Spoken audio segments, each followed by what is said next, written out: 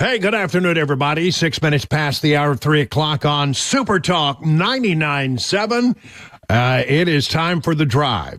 We're going to be here all the way till 7 o'clock, bringing you news and information that you can use. And we got a lot of stuff to talk about today. A lot of stuff to sort of a little different than some of the stuff we've been bringing you. I mean, first of all, we have, well, let's just do it this way. I'll tell you some of the stories that we're going to be covering.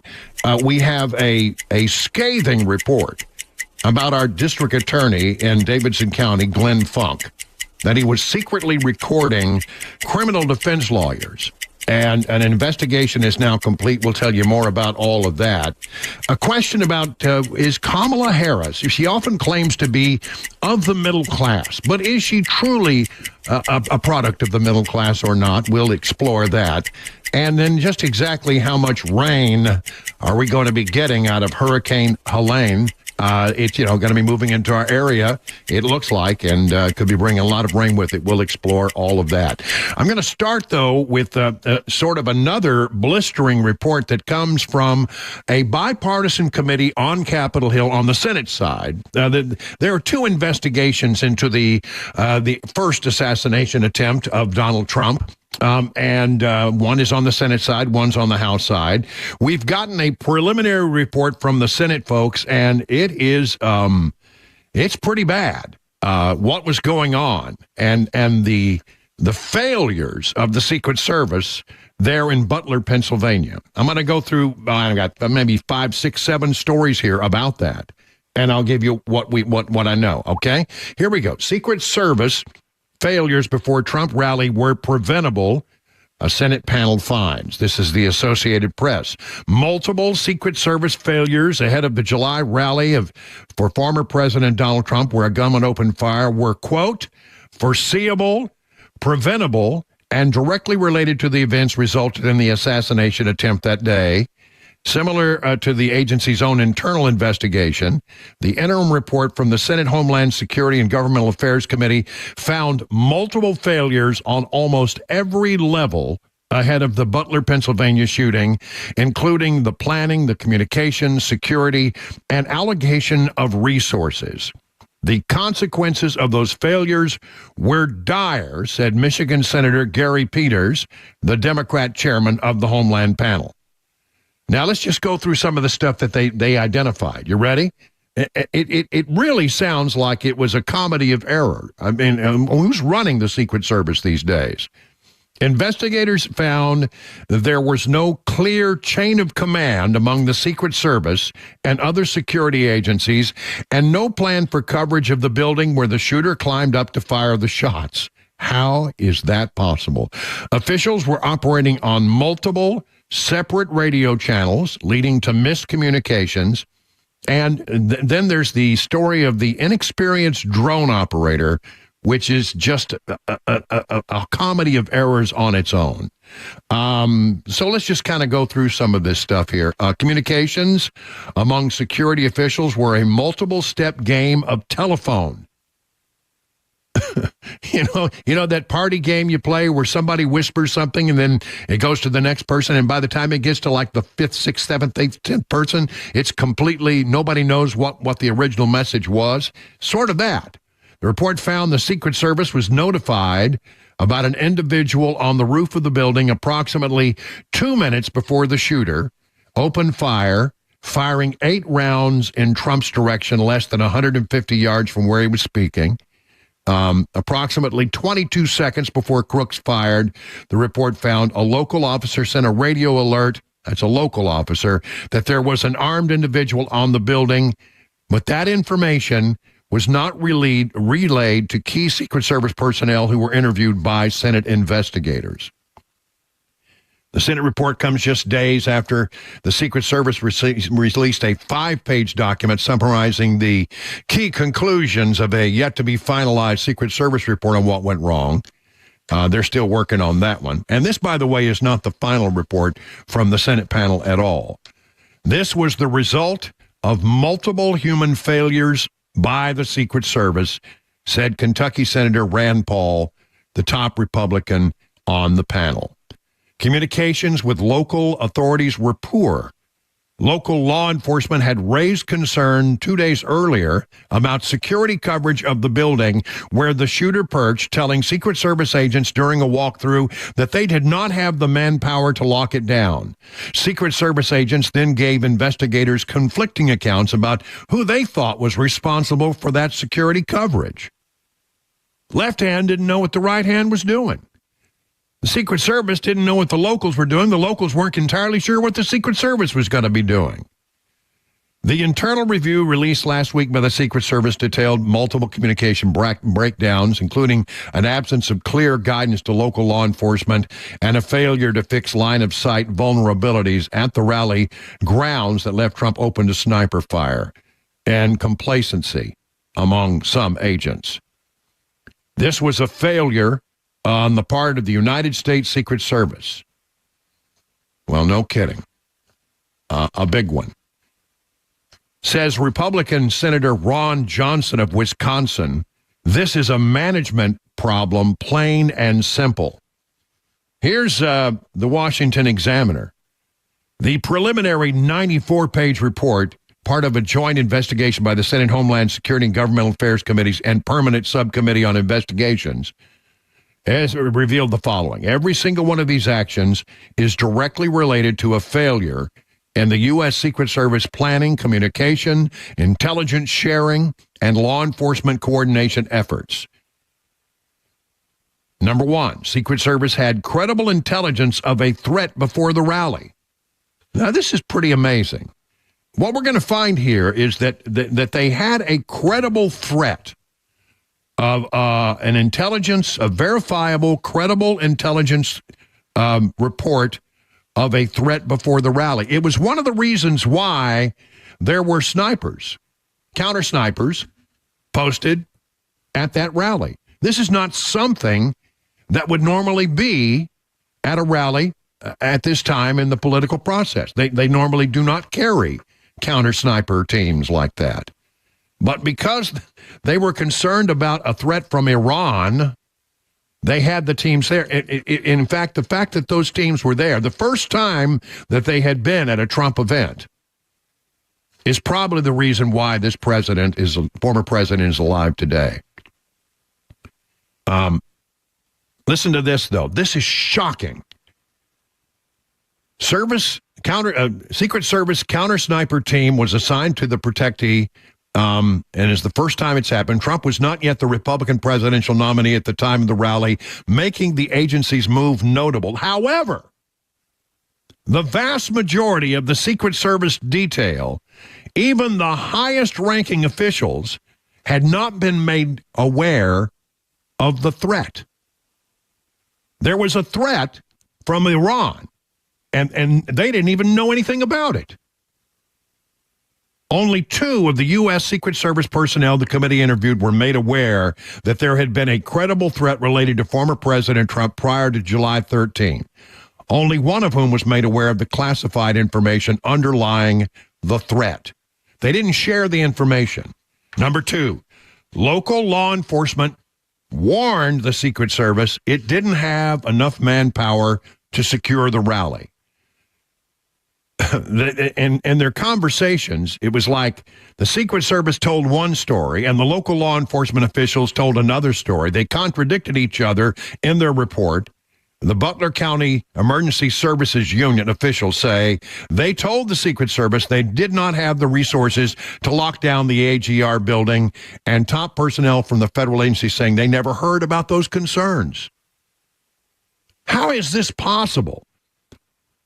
The gunman's status was allegedly not relayed to top Secret Service personnel. The Secret Service lead advance agent, site counterpart, all told the committee they did not receive the information and therefore did not know local law enforcement had identified a suspicious person with a rangefinder. How did that information not make its way to the Secret Service? Technical difficulties with vital Secret Service equipment apparently are a common problem, as they were this day. The nation's top security agency routinely encounters technical failures with critical equipment, according to the report.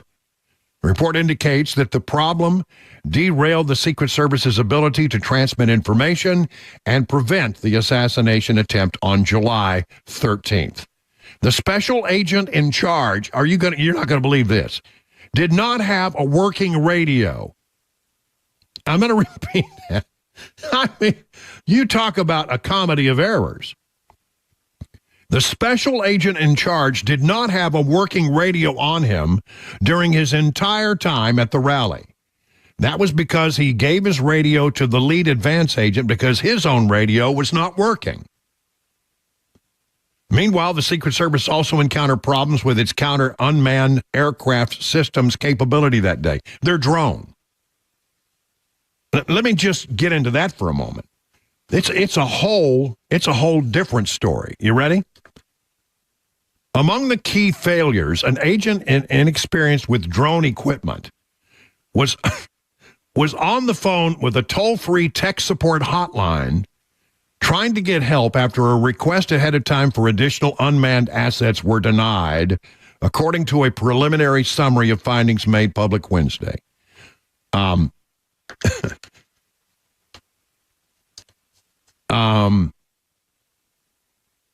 According to testimony from agents from Trump's detail in the Pittsburgh field office, and neither of them were aware at the time when 27 minutes before the shooting, the Secret Service security room and counter sniper team were informed that a suspicious person had been spotted near the AGR building. There you go. And let's get into this stuff about the drone. They had asked for additional resources ahead of time and were denied. Those requests were denied, we were told, at times without explanations.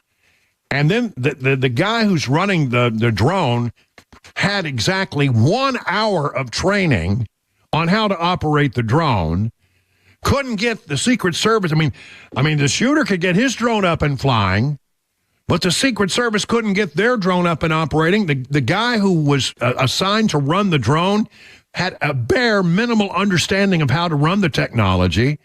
It wasn't working the way he thought it should work. He was on a toll-free helpline. You know how those go. Yes, what is the problem with your drone? Okay, well, let's see if we can work through that. I mean, the same people you and I would call if we had trouble with our drone, they were calling these people trying to work through the problem. And clearly, one of the clear things about solving a problem with technology is that the person who's operating the technology has to have more than a passing knowledge of how the thing is supposed to work. In other words, how can the person describe to technical support what the problem is when the person has had all of exactly 1 hour of training on how to fly the drone?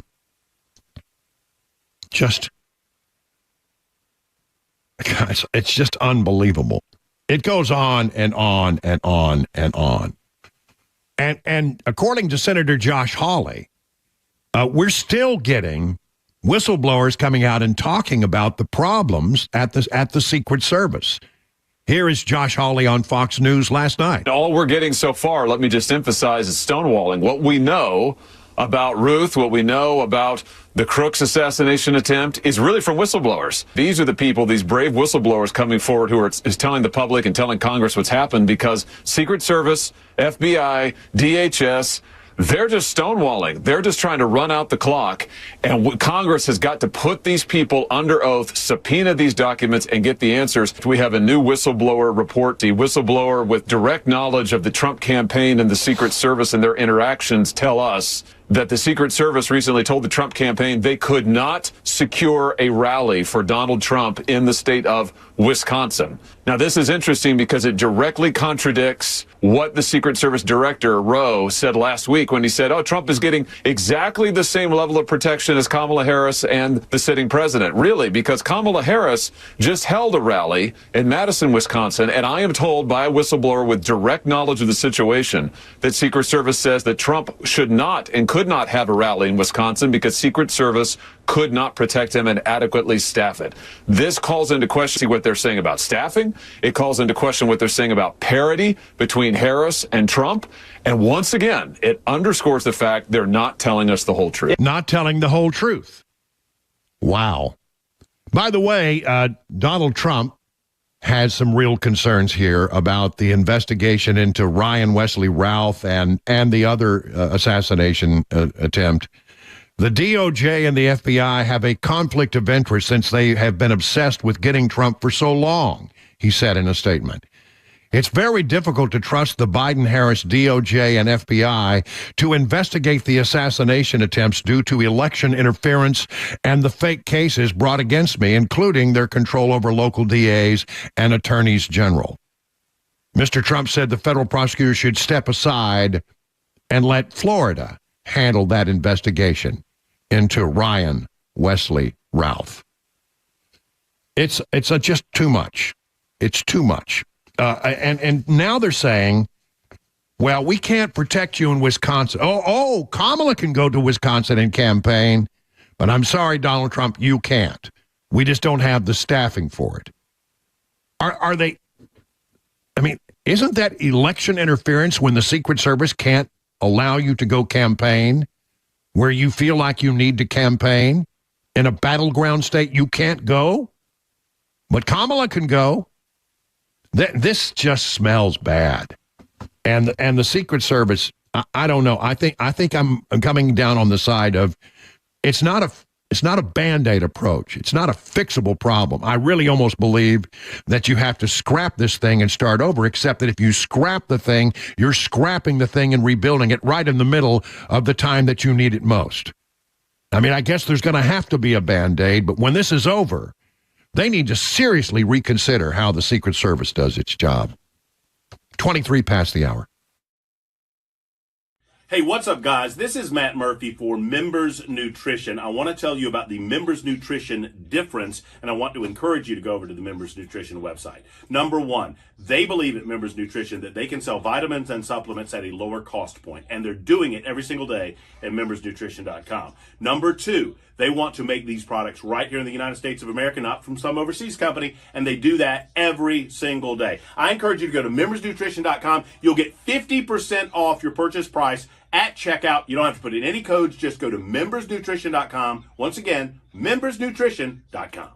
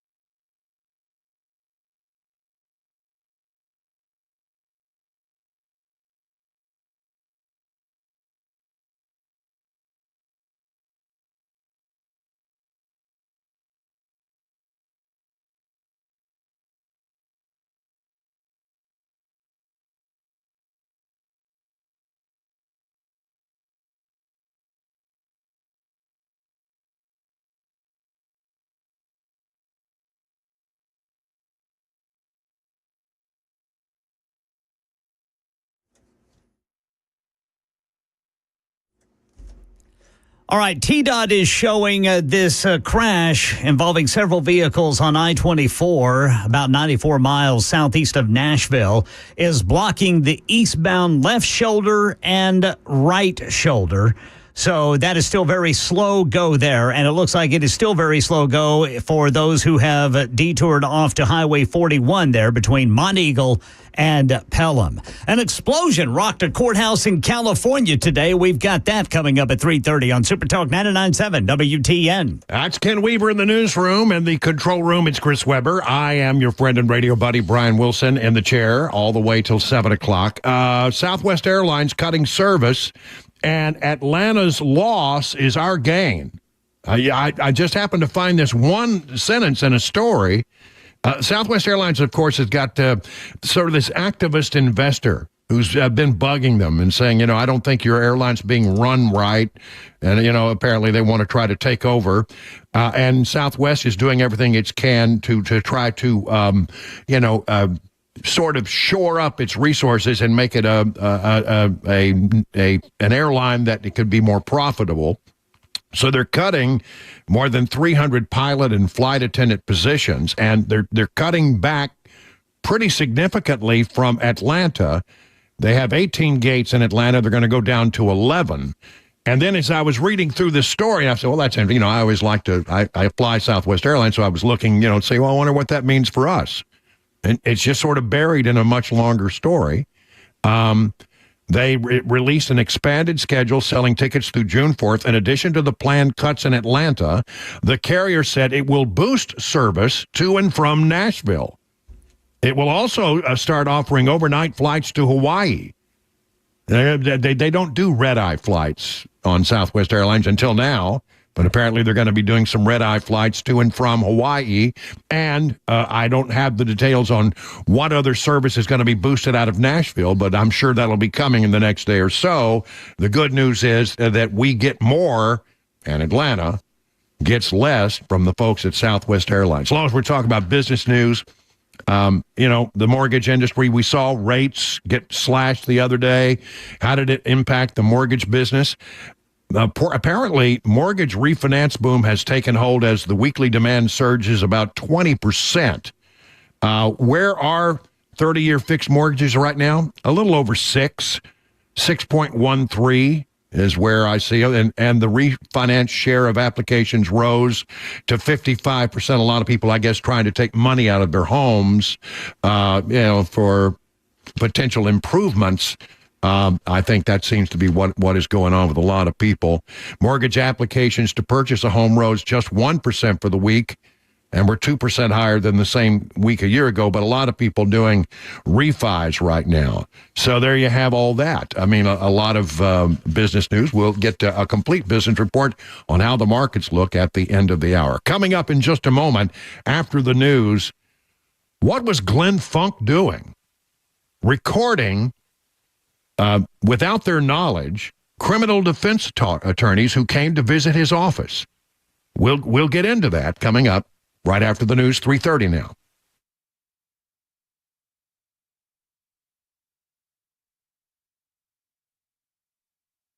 I'm Ken Weaver with your top stories. We've got the full forecast in 5 minutes. An explosion rocked a courthouse in Santa Maria, California. Authorities say 2 people suffered non-life-threatening injuries, and a person of interest has been detained. Shane Mellon was at the courthouse for a trial when it happened. The security lady that runs the front door, and she was there and described that the individual just came in the door, threw a backpack into the courthouse, and then it exploded right next to one of the individuals that was in there. Now, Santa Barbara County authorities say they believe that explosion came from an intentionally set improvised explosive device. The Israeli Army's chief of staff says it's preparing to send troops across the border into Lebanon so residents can safely return to northern Israel. Marcus Moore with more from Beirut. He said that they would be going into villages that they allege or claim that Hezbollah has been keeping weapons and where Hezbollah fighters might be and rocket launchers. All of these things that they say are targets for this operation that, again, they are saying their overall mission is to make it safe for Israelis to return to northern Israel. The Pentagon says for now it doesn't appear an Israeli ground incursion is imminent, stressing the U.S. is still hoping for a diplomatic solution. Florida Governor Ron DeSantis telling his state, get ready now to be someplace safe ahead of Hurricane Helene. You don't have to get in your car and drive 350 miles away. You can evacuate safely to higher ground. There's shelters, there's hotels, friends' houses, family. 61 out of Florida's 67 counties under states of emergency. North Carolina also under a state of emergency. That's the latest news. Traffic and weather next. I'm Ken Weaver, WTN News.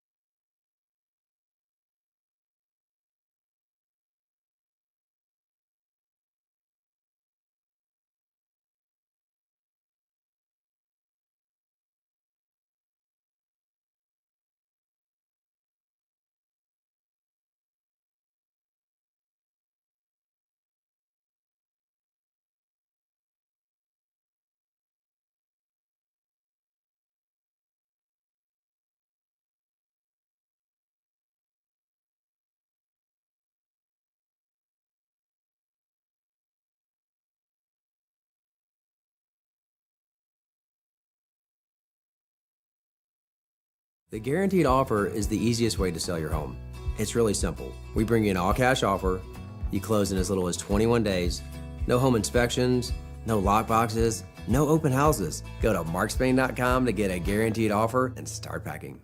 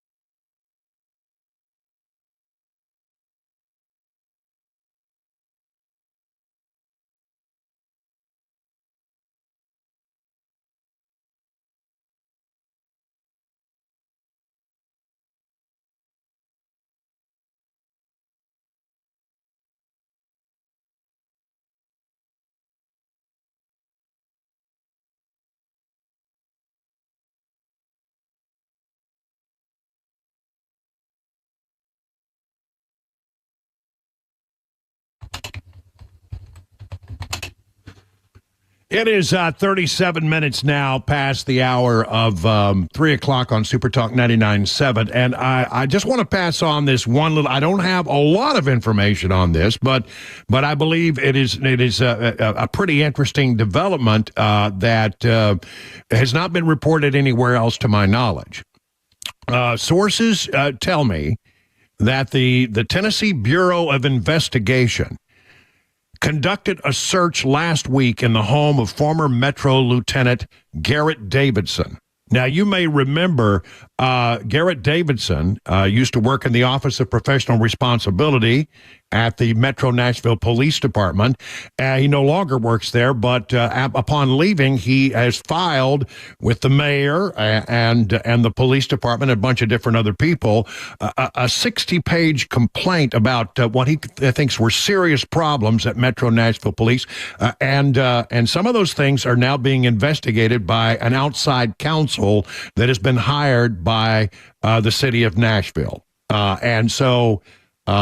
All I know is that sometime I think it was a week ago Tuesday, so a week ago yesterday, TBI raided his home and seized computers and flash drives and other kinds of things that might be used to communicate. So that's all I know about it, except that it's a really interesting development that the Tennessee Bureau of Investigation would be running a search warrant at the home of somebody who has filed a complaint about improprieties and managerial problems at the Metro Nashville Police Department.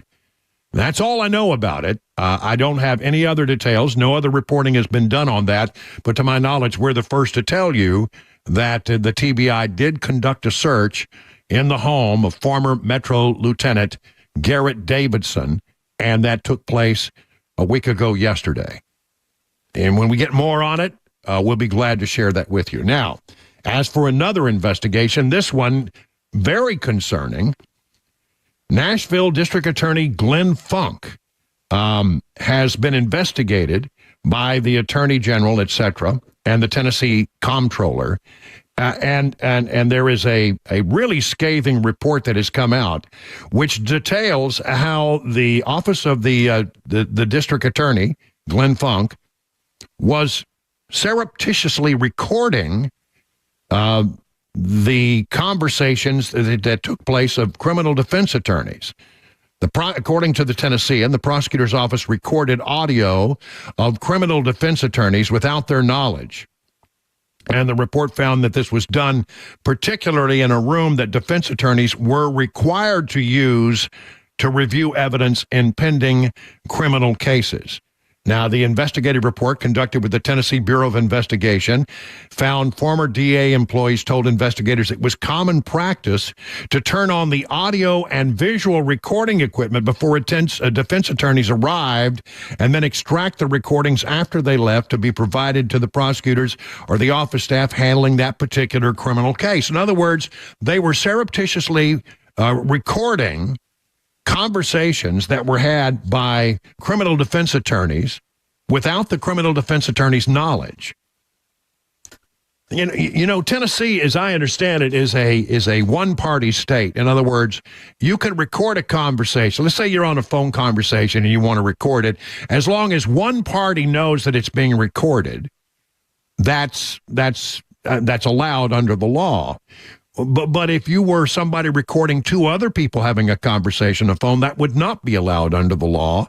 And there are some real questions about whether or not this violates Tennessee's laws in that regard. Again, from the Tennessean, investigators spoke to numerous criminal defense attorneys, and they told investigators in part they were unaware, and no office personnel had ever informed them that the viewing room was equipped with a microphone device capable of capturing the conversations, or that there would be audio recorded in the viewing room while examining evidence in a criminal case. Privileged information among themselves was often discussed, including statements made by their clients along with defense strategies. And they said they would have not stayed in the viewing room had they known the room was equipped with a microphone. The comptroller turned over its findings to the Tennessee Attorney General's office and the Tennessee Board of Professional Responsibility. Funk's office in a statement Wednesday pointed to a letter from Attorney General Jonathan Skrmetti stating that the AG will not pursue any criminal charges. Here's apparently what the AG has come up with. Skrmetti says that they do not have evidence. The evidence does not provide, quote, sufficient basis for a successful criminal prosecution. Now, Funk's office is saying this is, looking at this as a complete vindication. This matter is now at an end, they said in a statement. As General Funk has always stated, neither he or his office has committed any crimes or broken any laws. The office will continue their mission to support victims, hold offenders accountable, and keep Nashville safe. But Skrmetti, in his letter, said the investigation's closure does not absolve the district attorney's office from ethical duties, and that he is particularly troubled by audio recordings in places where defense attorneys converse with clients, especially in regard to crimes against children. The practice could, under certain circumstances, implicate a defendant's privilege or Brady rights, Skrmetti wrote. And while we have no evidence that these recordings were reviewed or used for any improper purpose, you should consider whether you or your subordinates have any duty to report or disclose past conduct regarding that practice or any other potential violation of your ethical obligations. Now, there is one sign that is in a very obscure location that suggested that conversations could be recorded. Funk in the past has said, look, they're in the DA's office, they're in an area inside of the district attorney's office, and you think they have an expectation of privacy? You don't. You don't have any expectation of privacy in the district attorney's office, Funk told investigators, according to reports. Here we go. The comptroller found the office posted numerous signs flagging visitors of potential visitor surveillance, but scant mention of potential audio recording. Investigators found only a single 3-inch sticker near the bottom of one door, which the report notes would have likely been missed due to its obscure placement. The office surveillance system was used to audio and video record conversations of criminal defense attorneys, office employees, other tenants, and visitors without their knowledge or consent and without clear warning or adequate disclosure of such practices. Now, the fact that the Attorney General, Tennessee Attorney General, Jonathan Skrmetti, has decided not to bring any kind of case here against Funk does not mean that the matter is over. It goes to the Office of Professional Responsibility. The bar will look at this, no doubt. And you've got to believe that if somebody was in there and they can now learn that their conversations were recorded by the district attorney at his office, Glenn Funk's office, certainly that would raise questions about how fairly that case could now be adjudicated. And I think that's a very serious. There may be cases that get tossed out over this. I mean, a judge could theoretically look at it and say, you can't do that, and therefore, these charges, and it would be a shame if that were the case, but some of these charges against people who are represented by criminal defense attorneys could be thrown out of court. Certainly, there could be an ethical investigation into the ethics of the matter, but one way or the other, this pretty much, I think, raises real questions about the ethical operation of the Nashville DA's office. I want to say Phil Williams over at Channel 5 was the one who first started investigating this matter and seemed to be on the cutting edge of the investigation back when it's been under investigation for quite a while.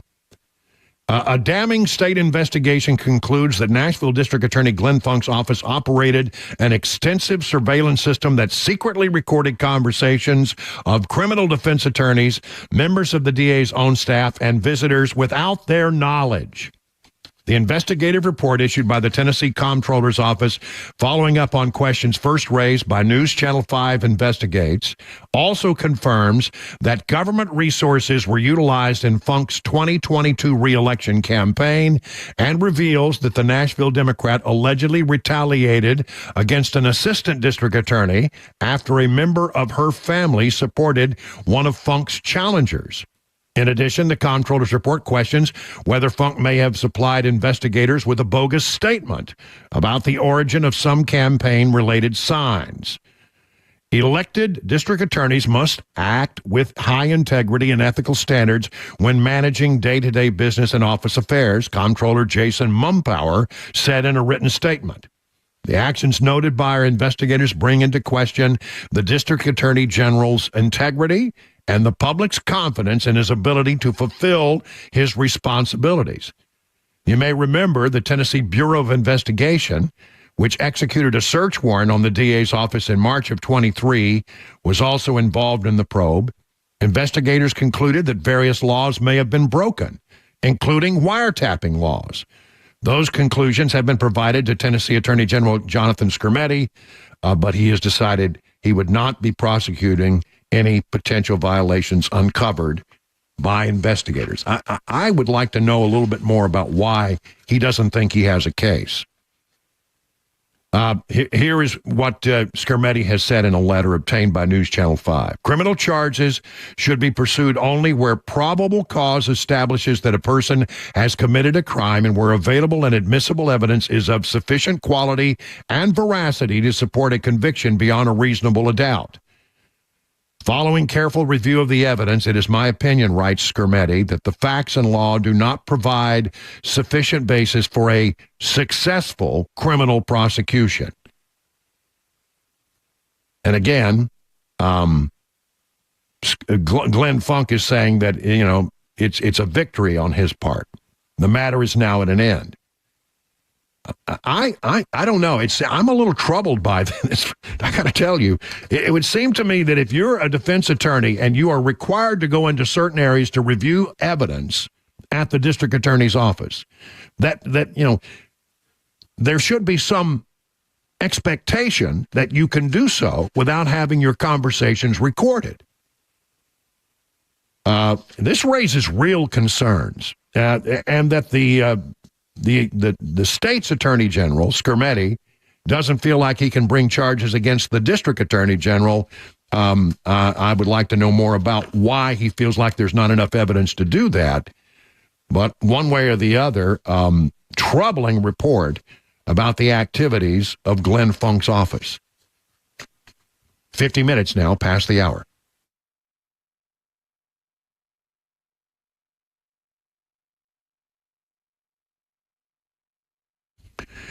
Hey, if you've been listening, you know about who I trust when you have issues of back pain. And place I go, the Wellness Institute of Nashville. If you're having a back or knee pain, give them a call today at this number, 615-246-5009, to get the help that you need. Now, that's all important, but I want to tell you what's really important to Dr. Kevin Mitchell and Dr. Ashley down there at the Wellness Institute of Nashville. They want to tell you about a big concert that's coming, a community party in their backyard at Charlie Daniels Park in Mount Juliet. The event is free. That's right, free, honoring our local police officers, firefighters, first responders, and veterans. It will have country music legends Brian White and Colin Ray performing live, a full concert set, and Colin is revealing a brand new song just for the event. It's a concert you don't want to miss. Now, some of the Super Talk 99.7 folks will be there, as well as from our sister station, 95.5 Nash Icon. So bring your lawn chairs, your blankets, and get ready for the biggest community event Mount Juliet has ever hosted, the Love Our City concert, sponsored by Dr. Kevin Mitchell and Dr. Ashley of the Wellness Institute of Nashville. Hey, it's Dan Mandis, and I am so glad that California Closets has fixed my closet catastrophe. After exact measuring and planning, they came over and got to work. Yeah, once it was all plotted out on their 3D CAD system, the pieces are measured, cut, and precisely installed into my space. It was clean, fast, and professional, and above all, my new closets look and function great. Now, this was my dormer, and now this is my new dormer thanks to California Closets. Look at all of this added space for shirts and shoes, you name it, and it is cut so precisely, simply amazing. And my old closet that has now been reborn as the ultimate in style and functionality, making the best use of the space that I had. They can work on just about anything: bedrooms, garages, home offices, closets, pantries, and so much more. Find them online, CaliforniaClosets.com, and see what they can do for you. You can schedule a free design consultation. Mention my name, CaliforniaClosets.com.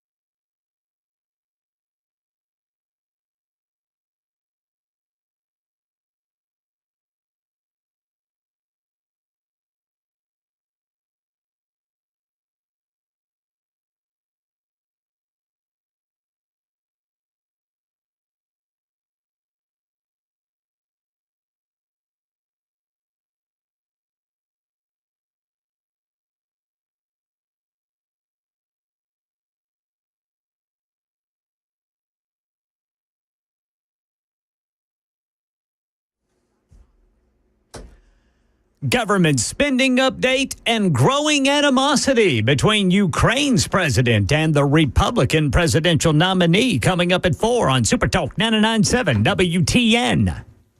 It's 57 minutes now past the hour of 3 o'clock on Super Talk 99.7. I'm Brian Wilson. Let's take a look at the markets and get an idea of how they did today.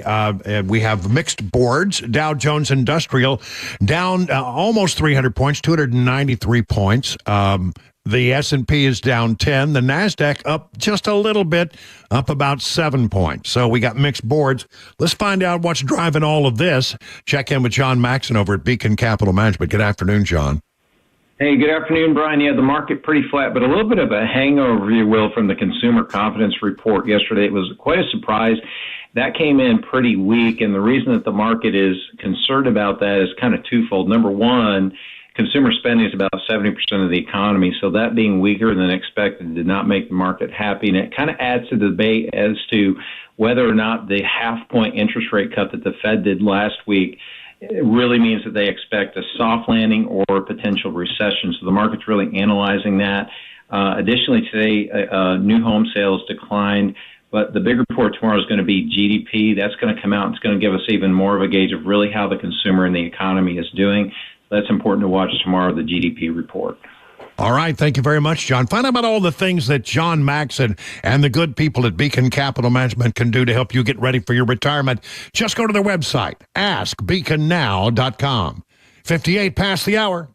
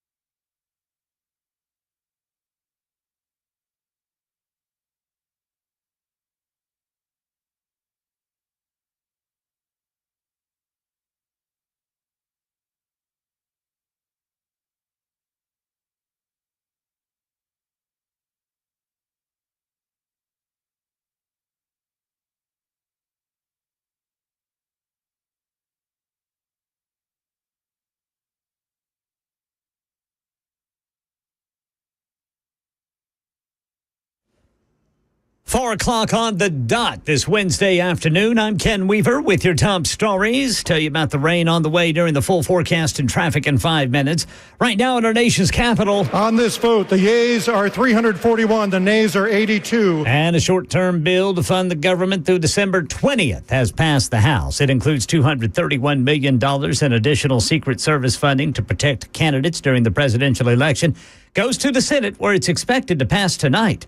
Vice President Kamala Harris campaigning in Pittsburgh today. We will work with builders and developers to construct 3 million new homes and rentals for the middle class because increasing the housing supply will help drive down the cost of housing. And former President Trump in North Carolina said he's going to impose tariffs on goods from foreign countries like China. You're going to have protection from them coming in because we're going to put on from 50 to 200% tariffs. You're going to be protected. Meanwhile, Stephen Portnoy reports on what seems to be growing animosity between the Ukrainian president and Trump. In an interview with The New Yorker, Ukrainian President Volodymyr Zelensky said that Donald Trump, quote, really doesn't know how to stop the war, even if you might think he knows how. In North Carolina, Trump responded to what he called nasty aspersions. And we continue to give billions of dollars to a man who refuses to make a deal, Zelensky. House Republicans are now accusing Zelensky of interfering in the U.S. election, pointing to a recent flight on an Air Force C-17 to the battleground state of Pennsylvania. As for the other war raging on the other side of the globe, an Israeli army chief says they're preparing to enter what he says is enemy territory in their fight against Hezbollah terrorists in Lebanon. Marcus Moore is in Beirut. He said that they would be going into villages that they allege or claim that Hezbollah has been keeping weapons and where Hezbollah fighters might be and rocket launchers, all of these things that they say are targets for this operation that, again, they are saying their overall mission is to make it safe for Israelis to return to northern Israel. Here in Nashville, Channel 4 interviewed a woman in the Buena Vista neighborhood who confronted some burglars through her Ring camera as they were breaking into her vehicle. I'm scared. I'm very scared because, like I said, nothing like this has ever happened. And these guys are walking up and down the street and they're seeing these high maintenance cars in these driveways where they've never seen them before. And it's drawing the criminals out. So it's kind of scary. Metro Police say they're patrolling the area more. Neighbors say they're going to be more vigilant going forward. That's the latest news. Traffic and weather next. I'm Ken Weaver, WTN News. The guaranteed offer is the easiest way to sell your home. It's really simple. We bring you an all-cash offer. You close in as little as 21 days. No home inspections, no lock boxes, no open houses. Go to markspain.com to get a guaranteed offer and start packing.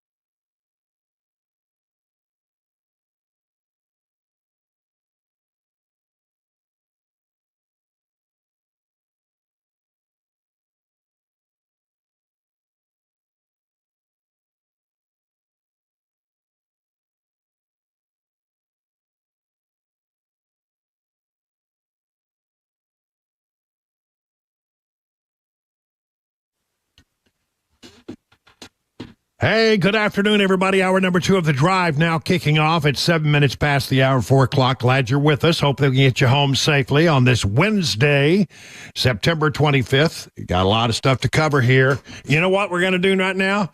We're gonna take a look at the election 2024 report, because there's a lot of stuff out there that I'm sort of excited about. So here we go.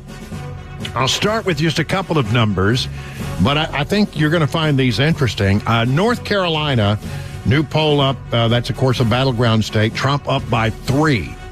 Now, I pulled up all of the last 7 polls have Trump leading by somewhere between 2 and 4 points, with the exception of one poll, which shows that Harris is leading by 1.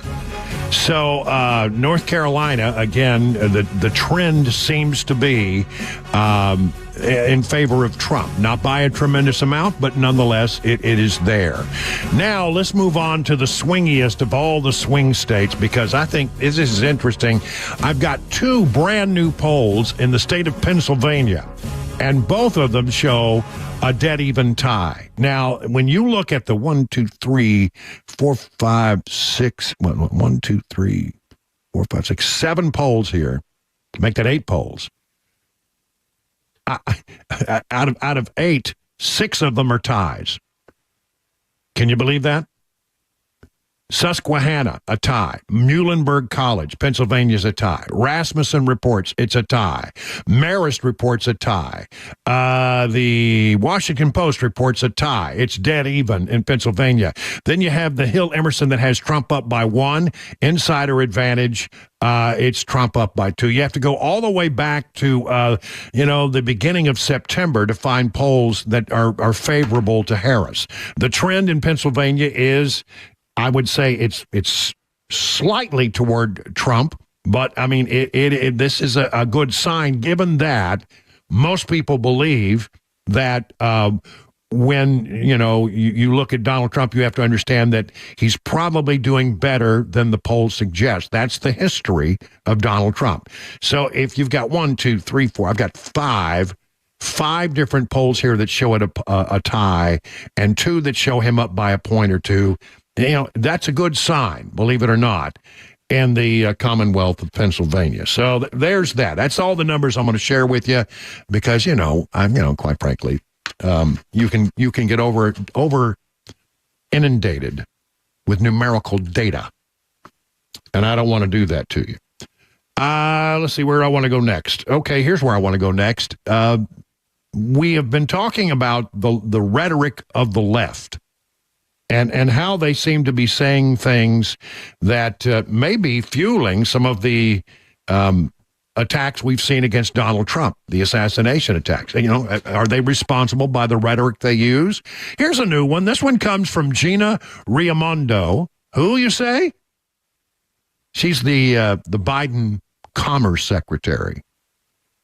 Who knew? But here she is on MSNBC. Listen to the language she uses. What he says is the opposite. It's just another lie. Like, how did we get here? Let's extinguish him for good. Excuse me. What did she just say? Did I hear that correctly? How did we get here? Let's extinguish him for good. Extinguish? Is that proper? What are you suggesting here? We have an answer. We have a remarkably talented candidate who is sincere, who's pragmatic, who's open. Let's just get it done. Could you imagine if Donald Trump had used a term like that? Oh, the hue and cry. Oh, the outrage. Oh, they would be screaming, oh, well, that's just completely beyond the pale to suggest that somebody should be extinguished. How did we get here? Let's extinguish him for good.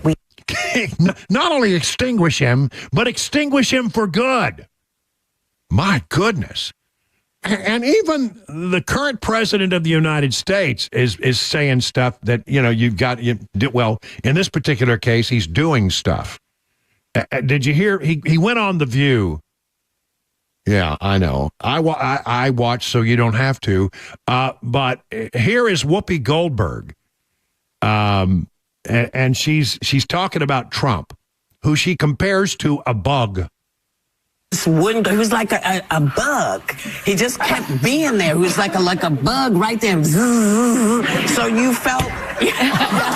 Did you hear that? That little noise there? What happens? And this is one of those things where I wish it was television so you could see it. But I mean, she's talking about the Trump being a bug, and Biden pretends that he's killing a bug on the table. Slaps his hand down on like he's killing a bug. Let's go through it one more time.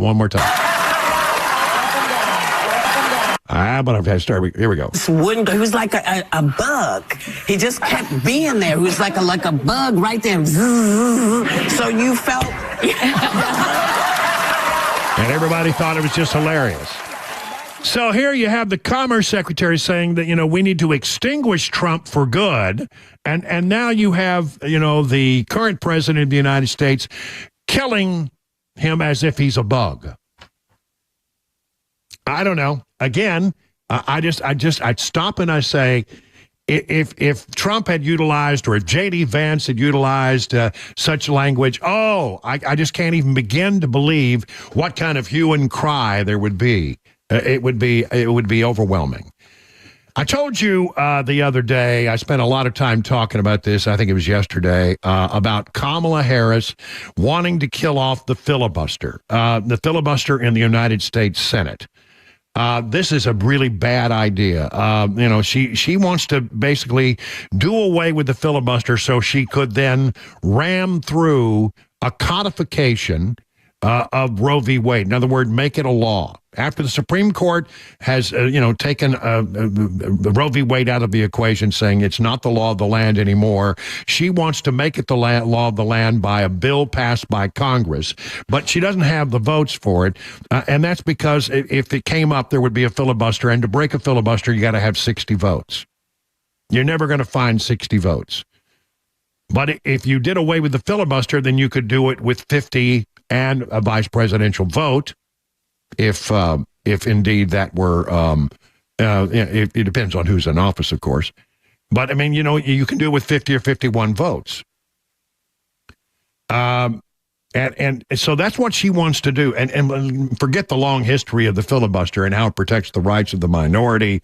And quite frankly, the last time they messed around with filibuster numbers, they simply said, well, for judges, it's an even 50, votes plus the vice president breaks the tie.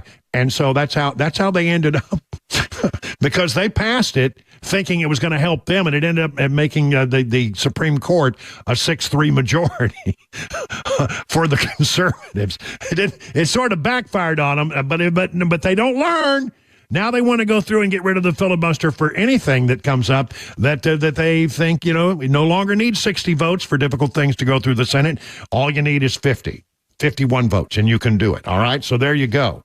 And because of that, Joe Manchin, who has been one of the people standing in the way of getting rid of the filibuster in the current Senate, they could do it now if it weren't for the fact that Joe Manchin and Kyrsten Sinema, two members who are about to leave the Senate, two Democrats, well, they're actually independents, but they caucus as Democrats, have said, no, I will not allow you, I will not give you the votes you need to get rid of the filibuster.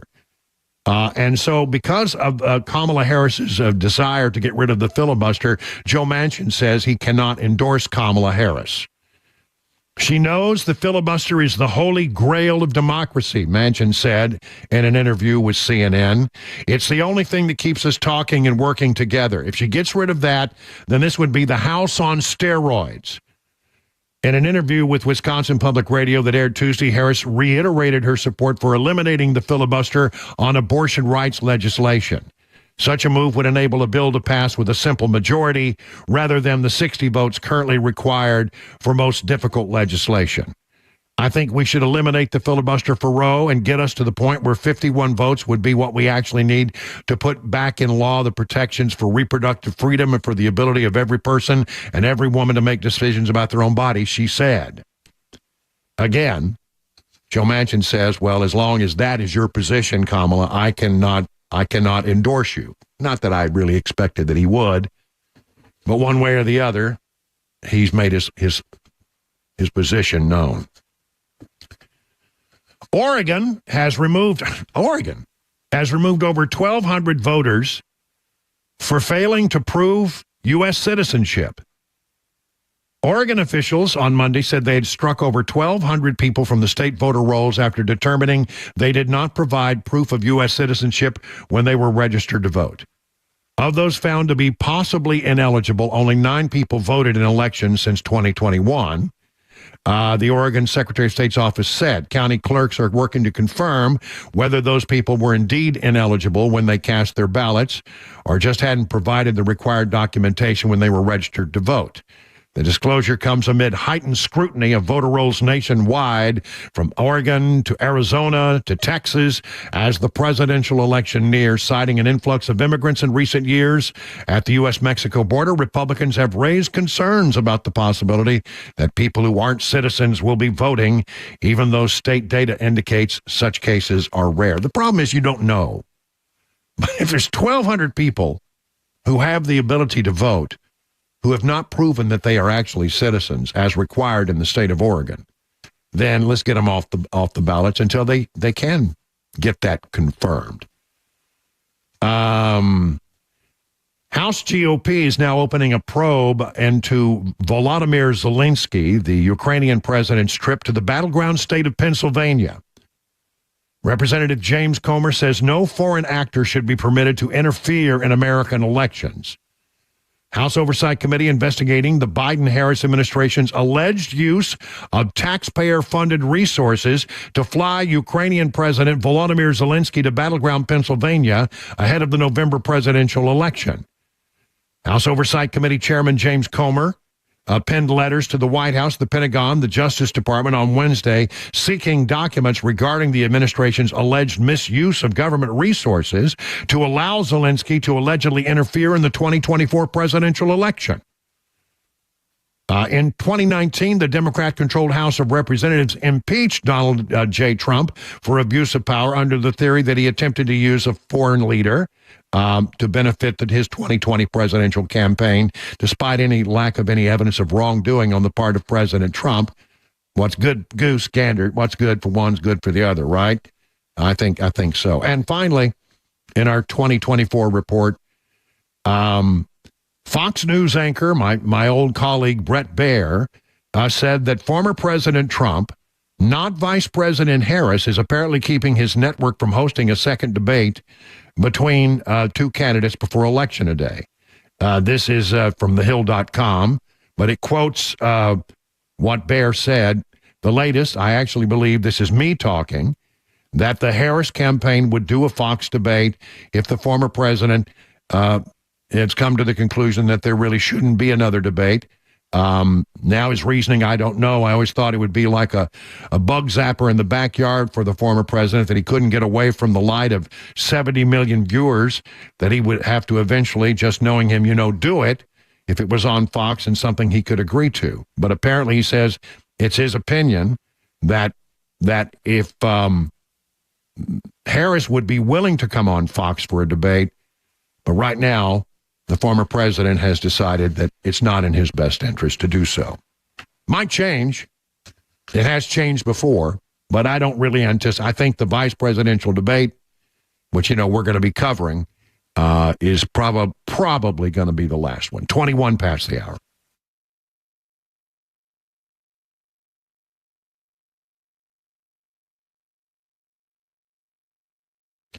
Hey, if you want an engagement ring that she'll be proud to wear, there's just one place to go. You know what it is. It's Genesis Diamonds. Genesis has cornered the market on all the world-class designers. These New York and Los Angeles-based designers are the best of the best. Every store wants them, but few make the cut.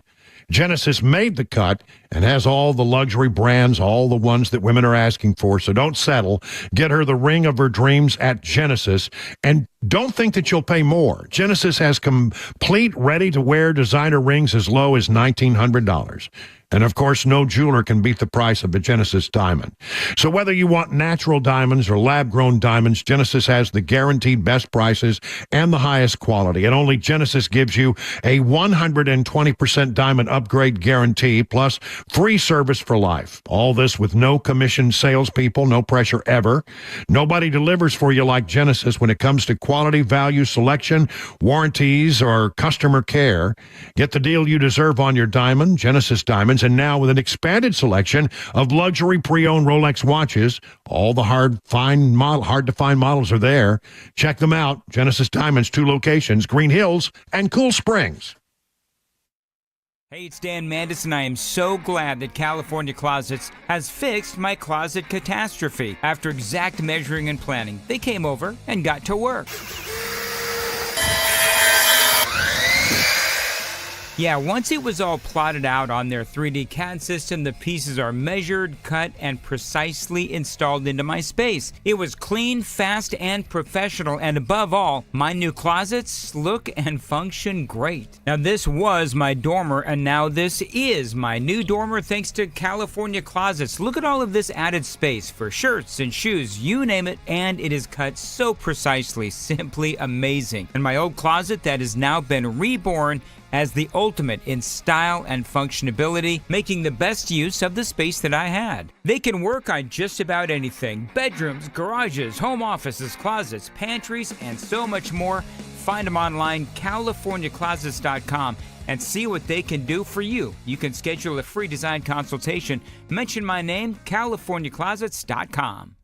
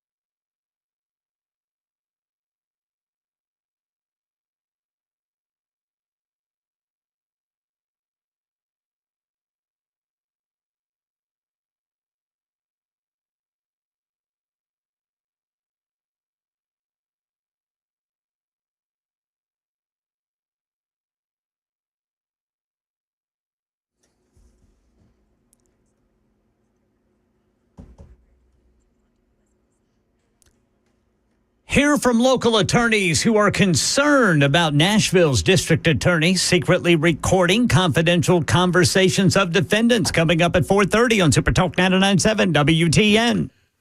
It is 25 minutes now past the hour, 4 o'clock on Super Talk 99.7. You know, we have often heard Kamala Harris refer to herself as, well, I grew up in a middle-class family. I had a middle-class childhood. I was raised a middle-class kid. Well, is that true? Well, I don't know. It depends on how you define middle class. But I know I grew up in a middle class neighborhood, and my dad did well working in the oil field, but we didn't set the world on fire. And so I think I am as and many of you within the sound of my voice, I think you're qualified to determine what is middle class and what is not. But she has said time and time again, middle class. Well, she was born in Oakland, and she often says, I'm a daughter of Oakland. Oakland is sort of a working class town, as these things go in California. However, she was born in Oakland, but she was raised in Berkeley, California. a predominantly white, liberal elite enclave in the San Francisco Bay Area, home to UC Berkeley, one of the top public universities in the world. Her working mother was the daughter of an Indian diplomat, and her father and she met as graduate students. And in fact, her father has written that Kamala was indeed born in Berkeley instead of Oakland, as she claims. She was born at an Oakland hospital in 1964, did not settle in that city until she was in her 20s, working as a prosecutor in the county's district attorney's office.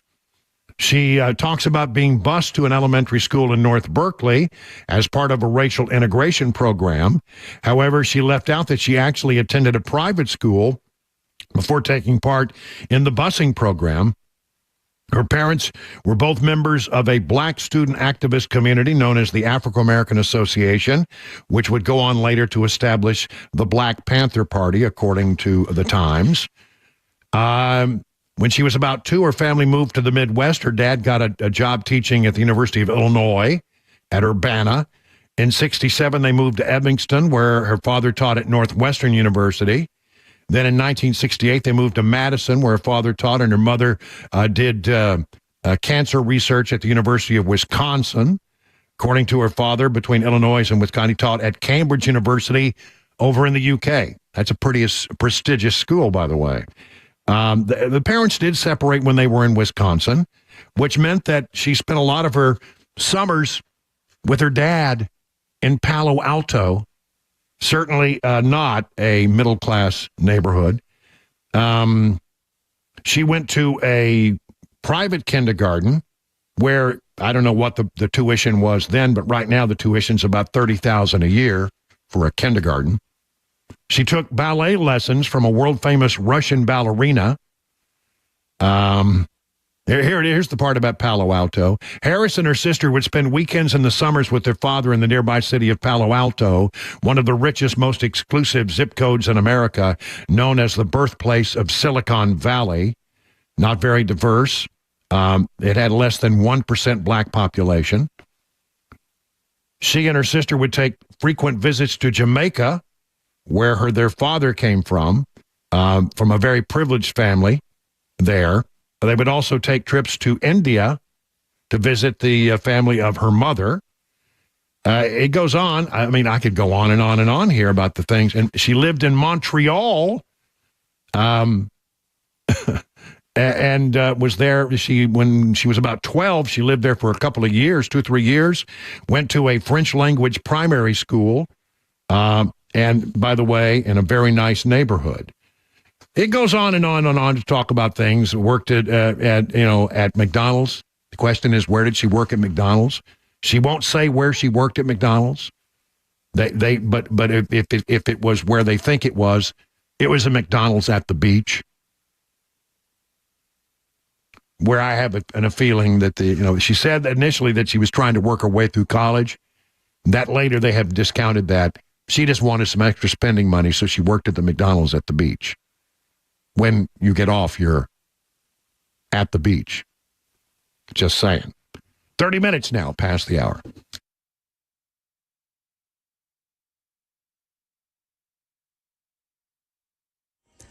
.30 on the dot this Wednesday afternoon. I'm Ken Weaver with your top stories. We've got the full forecast and traffic in 5 minutes. Right now in Nashville, a report says Nashville District Attorney Glenn Funk secretly recorded conversations of defense attorneys, staff, and visitors.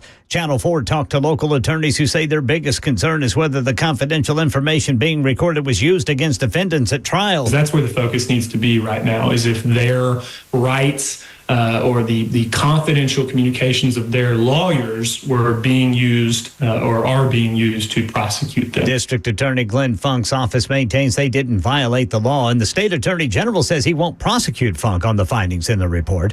Congress poised to send the president a bipartisan measure that avoids a government shutdown on the first day of October. The bill avoids a shutdown next week, but it sets up another potential funding fight just before Christmas by extending government funding through December 20th.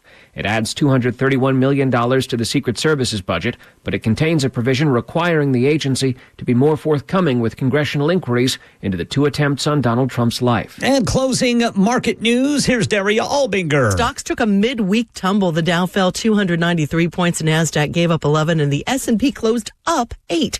Financial markets around the world took a pause following some recent big moves, and oil prices gave back some of their gains. Investors may also be jittery ahead of Thursday's gross domestic product report. Vice President Harris wants you to know something about her. She's a capitalist. The Democratic presidential nominee said so numerous times during a speech at the Economic Club of Pittsburgh in the battleground state of Pennsylvania, where she outlined what she called her pragmatic plan to grow the economy from the middle class out. Former President Trump also talked about his economic policies as he campaigned in North Carolina, also a must-win state. Southwest Airlines is planning to cut about a third of its flights into and out of Atlanta next year in an effort to save money. The carrier's profits have been falling for the last 3 years. And as you heard Brian mention, that Southwest decision in Atlanta means more options for Nashville. That's the latest news. Traffic and weather next. I'm Ken Weaver, WTN News. The guaranteed offer is the easiest way to sell your home. It's really simple. We bring you an all-cash offer. You close in as little as 21 days. No home inspections, no lock boxes, no open houses. Go to markspain.com to get a guaranteed offer and start packing.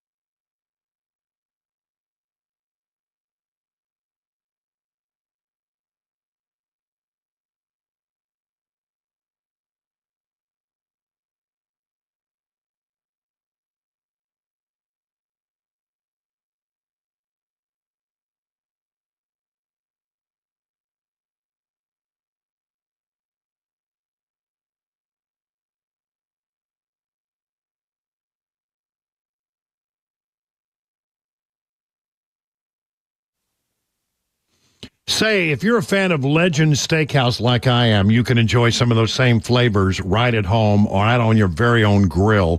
All you got to do is take a walk down your local grocery store aisle, places like Walmart and Kroger, and look for Johnny Fleeman's very own brand. Now, his Fleeman Marinade proprietary blend will give your steaks, chicken, or chops a flavor that will hit a home run with family and friends. It's low in sodium, about a third of other brands, so you don't have to worry about over-marinating. And what about his honey mustard salad dressing? Well, it's a big deal. Use it as a salad dressing or a dipping sauce for your favorite chicken fingers, fresh cut veggies or chips, a recipe used in his restaurant for over 35 years. And if your favorite grocer isn't stocking Johnny Fleeman products, ask them to do so. For more information, go to johnnyfleeman.com. That's johnnyfleeman.com. And it goes without saying, for those times when you want someone else to do the cooking, they'll always be glad to see you at your nearest Legend Steakhouse for lunch or for dinner. The guaranteed offer is the easiest way to sell your home. It's really simple. We bring you an all-cash offer. You close in as little as 21 days. No home inspections, no lock boxes, no open houses. Go to markspain.com to get a guaranteed offer and start packing.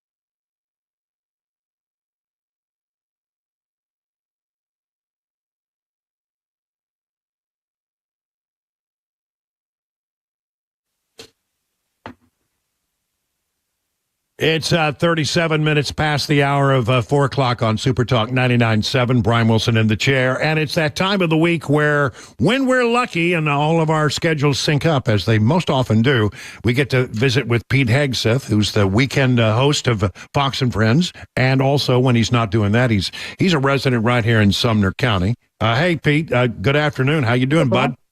I'm good. How are you? I'm good. I was just looking at this report that came out. I don't know if you had a chance to look through it today. I always feel like I'm really imposing upon you when I'm asking you to be up on all the news when it's your day off. But nonetheless, it's our job. I know. You know, that's the thing is you never really walk away from it because you just can't. Nope. But so the Senate report is out on the assassination attempt, mostly focused on what went wrong at Butler, Pennsylvania. Not so much the second attempt. And it's really hard to believe just how bad it really is. When we heard people say that, you know, this was going to be a report that people would find appalling, it really is true. The result is that, you know, it's like, it's hard to believe that this was the much vaunted Secret Service at play here. Yeah, talk about it's. I'm here from the I'm from the government. I'm here to help. Is what it feels like. It feels like, you know, the type of government that unfortunately those of us elsewhere have come to get used to. And you assume, whether it's our military or Secret Service, that these are next level folks, and many of them are. The problem is, you've got, for any number of reasons, and I think the scariest part about this is the political reason that Donald Trump, they had made a decision at the top of the DOJ and the DHS. Hey, this guy's going to be treated like any former president, and we're not.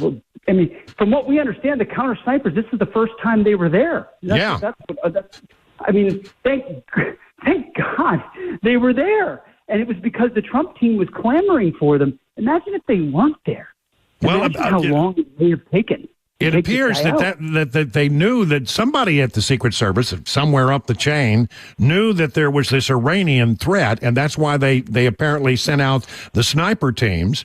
But I think out of the entire team that was there in Butler, I think one person was aware of the Iranian threat, and it was the first time that they had been utilized. Thank God they were there.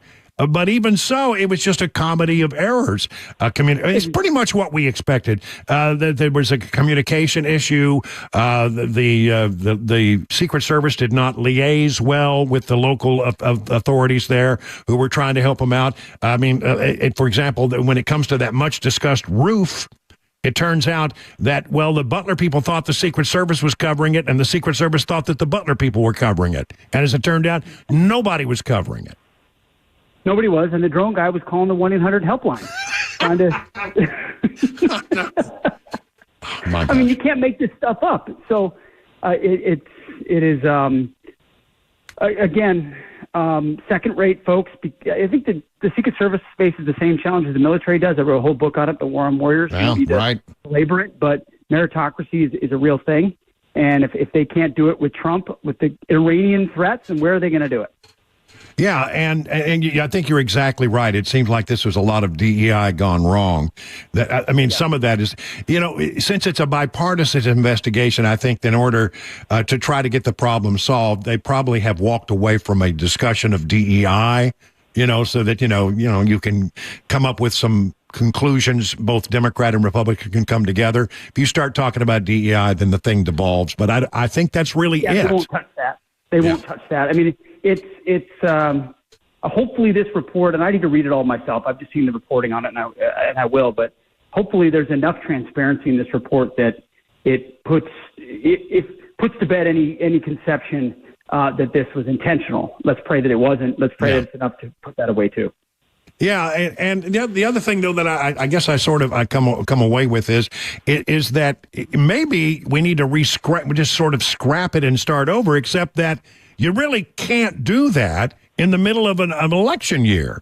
I mean, this is when you need the Secret Service the most, and you can't just basically start over, although that it seems like to me really what needs to happen. Yeah, for sure. They won't do. I mean, what's the buzzword that this assistant director keeps using? I can't remember what it is. New paradigm. Yeah. New paradigm. Yes, new paradigm. perfect Washington, D.C. word. Again, this will be another Trump project when he wins to actually change the culture of an agency so it's focused on its core mission.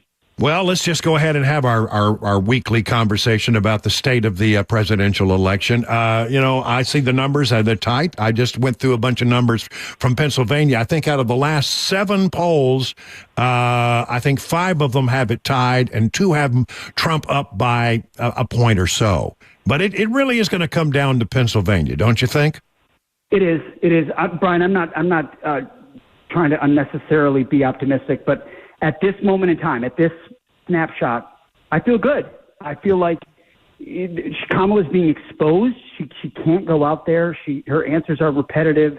Even the McDonald's thing that Trump is talking about, it's all fake. It's all inauthentic. It's not real. And they tried to see how long they could pull it on us. And I think voters are just smart enough to see that she's not even competing, and she's hoping on just the baseline of hate Trump and no record of her own. She's running against her 4 years, but she was there for 4 years. I feel good. If he's polling this well right now, considering what the polling looked like in 2016, that's good, especially if they really are driving an early vote effort and they're protecting the ballot box in the process. I'm with you, mildly optimistic. I mean, it's going to be close. When it comes down to election night, when do you think we'll actually know? I mean, I don't think it's going to happen the night of the election, and I don't think even maybe the next day or two we're going to know. I've been saying Thursday, maybe Friday. Maybe that's because I host a weekend show, so then maybe we can announce it on our show. It just feels like some of these states, they're, the post-dating and the ballot, and then the amount of time it's going to take to hand count in some states where that's mandated. But it really will, Brian, to your point, you'll have 45 of the 50 states called on election night by the outlets based on exit polling. And then how quickly can Pennsylvania count, and Wisconsin and North Carolina and Michigan and Arizona? That's really what it comes down to. Yeah, I think you're right. Well, we got the vice presidential debate coming up on October 1st. I don't know that people will make a decision based on who the vice president is, but it is going to be apparently, it looks like to me, the last debate that we're going to have.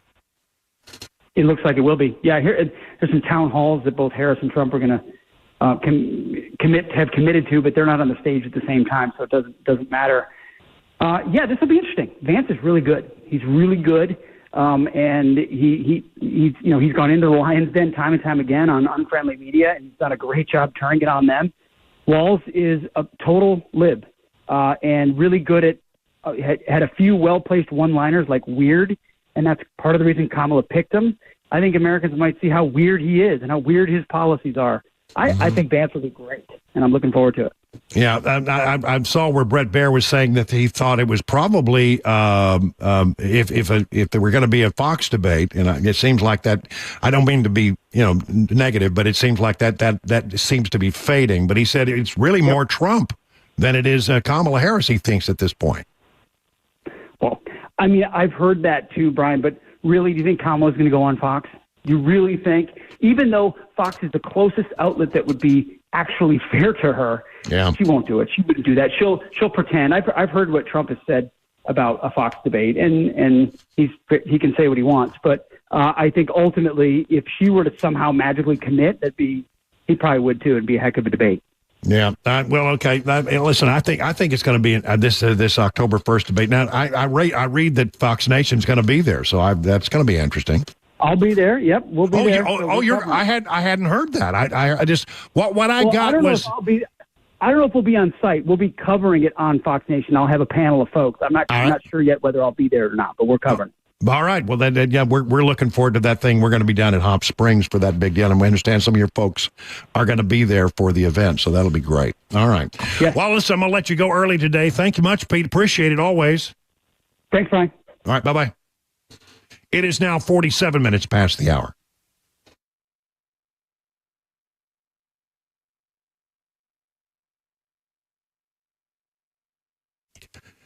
All right, Grace Point Healthcare, affordable, convenient, and comprehensive medicine. They have basic smart care plans starting at just $69 a month, which includes free office visits and free basic labs and diagnostic tests for a whole year. At Grace Point, you usually see the same or the next day. And there are no long wait times in the waiting rooms. Grace Point is your primary provider that treats the entire family from newborns to seniors. And they want you to know that, they can help you with things like this. And when you get to a certain age, our hormones start to fluctuate. And they can take a toll on our lifestyle. Grace Point provides comprehensive hormone testing and treatment for both men and women. Grace Point is a military veteran-owned practice located in the heart of Franklin. Here's the number, 615-599-6868 to schedule your next medical appointment. Grace Point Healthcare, modern medicine delivered the old-fashioned way. Hey, what's up, guys? This is Matt Murphy for Members Nutrition. I want to tell you about the Members Nutrition difference, and I want to encourage you to go over to the Members Nutrition website. Number one, they believe at Members Nutrition that they can sell vitamins and supplements at a lower cost point, and they're doing it every single day at membersnutrition.com. Number two, they want to make these products right here in the United States of America, not from some overseas company, and they do that every single day. I encourage you to go to membersnutrition.com. You'll get 50% off your purchase price at checkout. You don't have to put in any codes. Just go to membersnutrition.com. Once again, membersnutrition.com.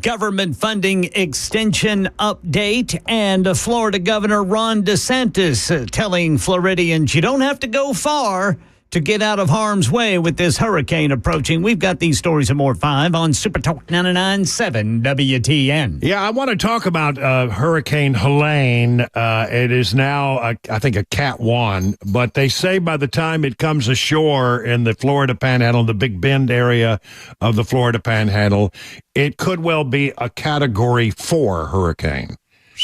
Yeah, I know, 130 to 156 mile an hour winds. Here's the thing. I spent some time because I have no life basically. And to me, I really enjoy watching at times like this, the Weather Channel. And you weren't going to be one of those guys, are you? I am. It looks like a 30%, not a 40% yet. No, I mean, but I did watch several weather channels today, and the thing that I noticed listening to Brian Norcroft, who's like one of the most knowledgeable people when it comes to hurricane predictions, he said today that what makes this one particularly dangerous and that it will blow up very quickly is that the water. There's a pool of water right where it's headed, just north. It's sort of shooting the gap between the Horn of Mexico and Cuba. And then just north of that area, as it heads toward the Big Bend area, is a real warm pool of water. And that will cause the hurricane to blow up and move very quickly. It will get big fast. And so, look, it's going to be at least a Category 3, maybe a Category 4. We'll see how it goes. And so it hits... I don't know. It looks like to me probably I'm going to say Thursday morning. No, Thursday evening. Probably he comes ashore there by 1 a.m. Friday. It is stationed as a hurricane over it's right sort of smack dab on the Alabama-Georgia line. All right, and then. It then sort of makes a hook to the left or to the west, and it's still a tropical storm by the time it gets to Nashville at about 1 o'clock on Friday. And then it does a dipsy doodle right over Middle Tennessee and does a circular thing and then goes east. And so I have a feeling that we're going to have a pretty good amount of rain starting, I would say, probably Friday morning. It's really going to start happening for us. So, look, this is we're not going to have hurricane weather, but it's coming across as a tropical storm. That's still a storm that you got to pay attention to. We'll get some breeziness out of it, I'm sure. There's no doubt about that. So that's where we are right now. Down in Florida, of course, they're taking all the precautions. They're saying get out of there, don't hang around. A Category 4 storm is not the kind of storm you want to mess with. And and the governor's right. If you go left or you go right, you don't have to go very far to get out of the path of the storm. So I know a lot of people down there, and they're getting ready to do all that. So we'll keep you apprised of where things are. But it looks like, I would say, probably by Friday morning, we're going to be really in the middle of some pretty good rain, and then whatever the tropical storm has left will be dumping its rain right here on Middle Tennessee as it does a dipsy doodle right above us. Nothing like having a tropical storm doing a dipsy doodle, right? I was getting ready to say we might have to make that a regular part of our forecasting. All right, well, let's try it. It's a dipsy doodle kind of storm. It's 58 minutes past the hour.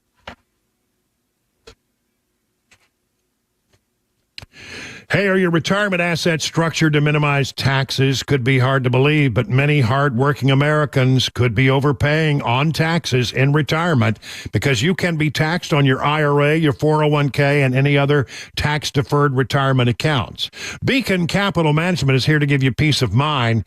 With the threat of massive tax increases just around the corner, your nest egg could be in trouble unless you take advantage of defensive tax-saving strategies now. Defend your hard-earned retirement savings by scheduling a free retirement tax reduction analysis today. No cost, no pressure, no obligation. If you've saved more than $250,000 for retirement, don't wait any longer to schedule your free retirement tax reduction analysis from Beacon. It's pretty simple to start the process. Just call this number, 615-488-9303, or visit askbeaconnow.com. The guaranteed offer is the easiest way to sell your home. It's really simple. We bring you an all-cash offer. You close in as little as 21 days. No home inspections, no lockboxes, no open houses. Go to markspain.com to get a guaranteed offer and start packing.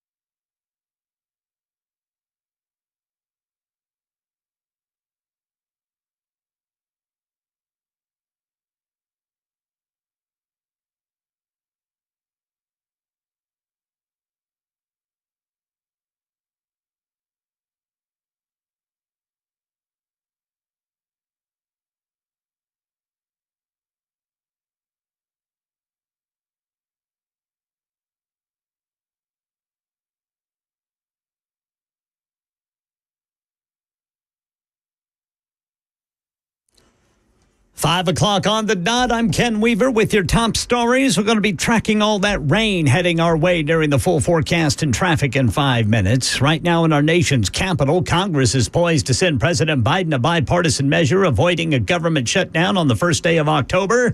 Here's Stephen Portnoy. The measure kicks the can down the road, avoiding a shutdown next week and funding government agencies through September 20th. The bill includes $231 million more for the Secret Service, provided that the agency complies with demands for answers from congressional investigators into the 2 attempts on Donald Trump's life. Election 2024, Vice President Kamala Harris campaigning today in Pittsburgh. Under my plan, more than 100 million Americans will get a middle-class tax break.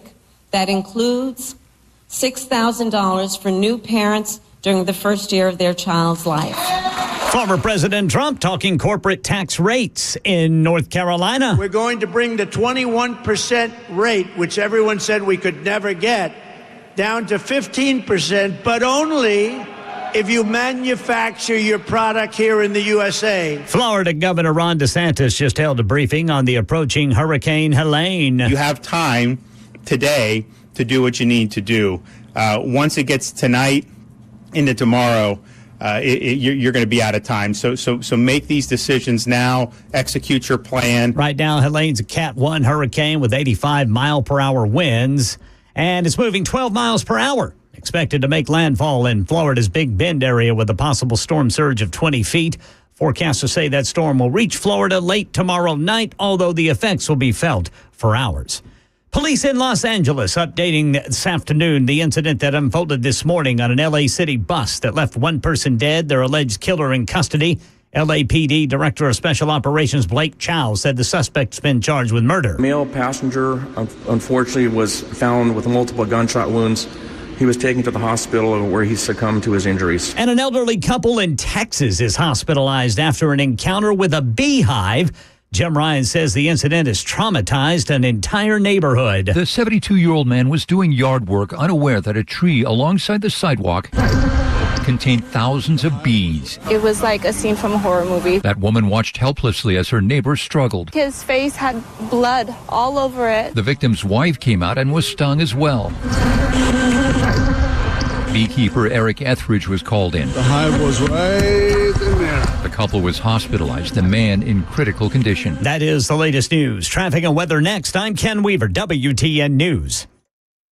Hey, what's up, guys? This is Matt Murphy for Members Nutrition. I want to tell you about the Members Nutrition difference, and I want to encourage you to go over to the Members Nutrition website. Number one, they believe at Members Nutrition that they can sell vitamins and supplements at a lower cost point, and they're doing it every single day at membersnutrition.com. Number two, they want to make these products right here in the United States of America, not from some overseas company, and they do that every single day. I encourage you to go to membersnutrition.com. You'll get 50% off your purchase price at checkout. You don't have to put in any codes. Just go to membersnutrition.com. Once again, membersnutrition.com.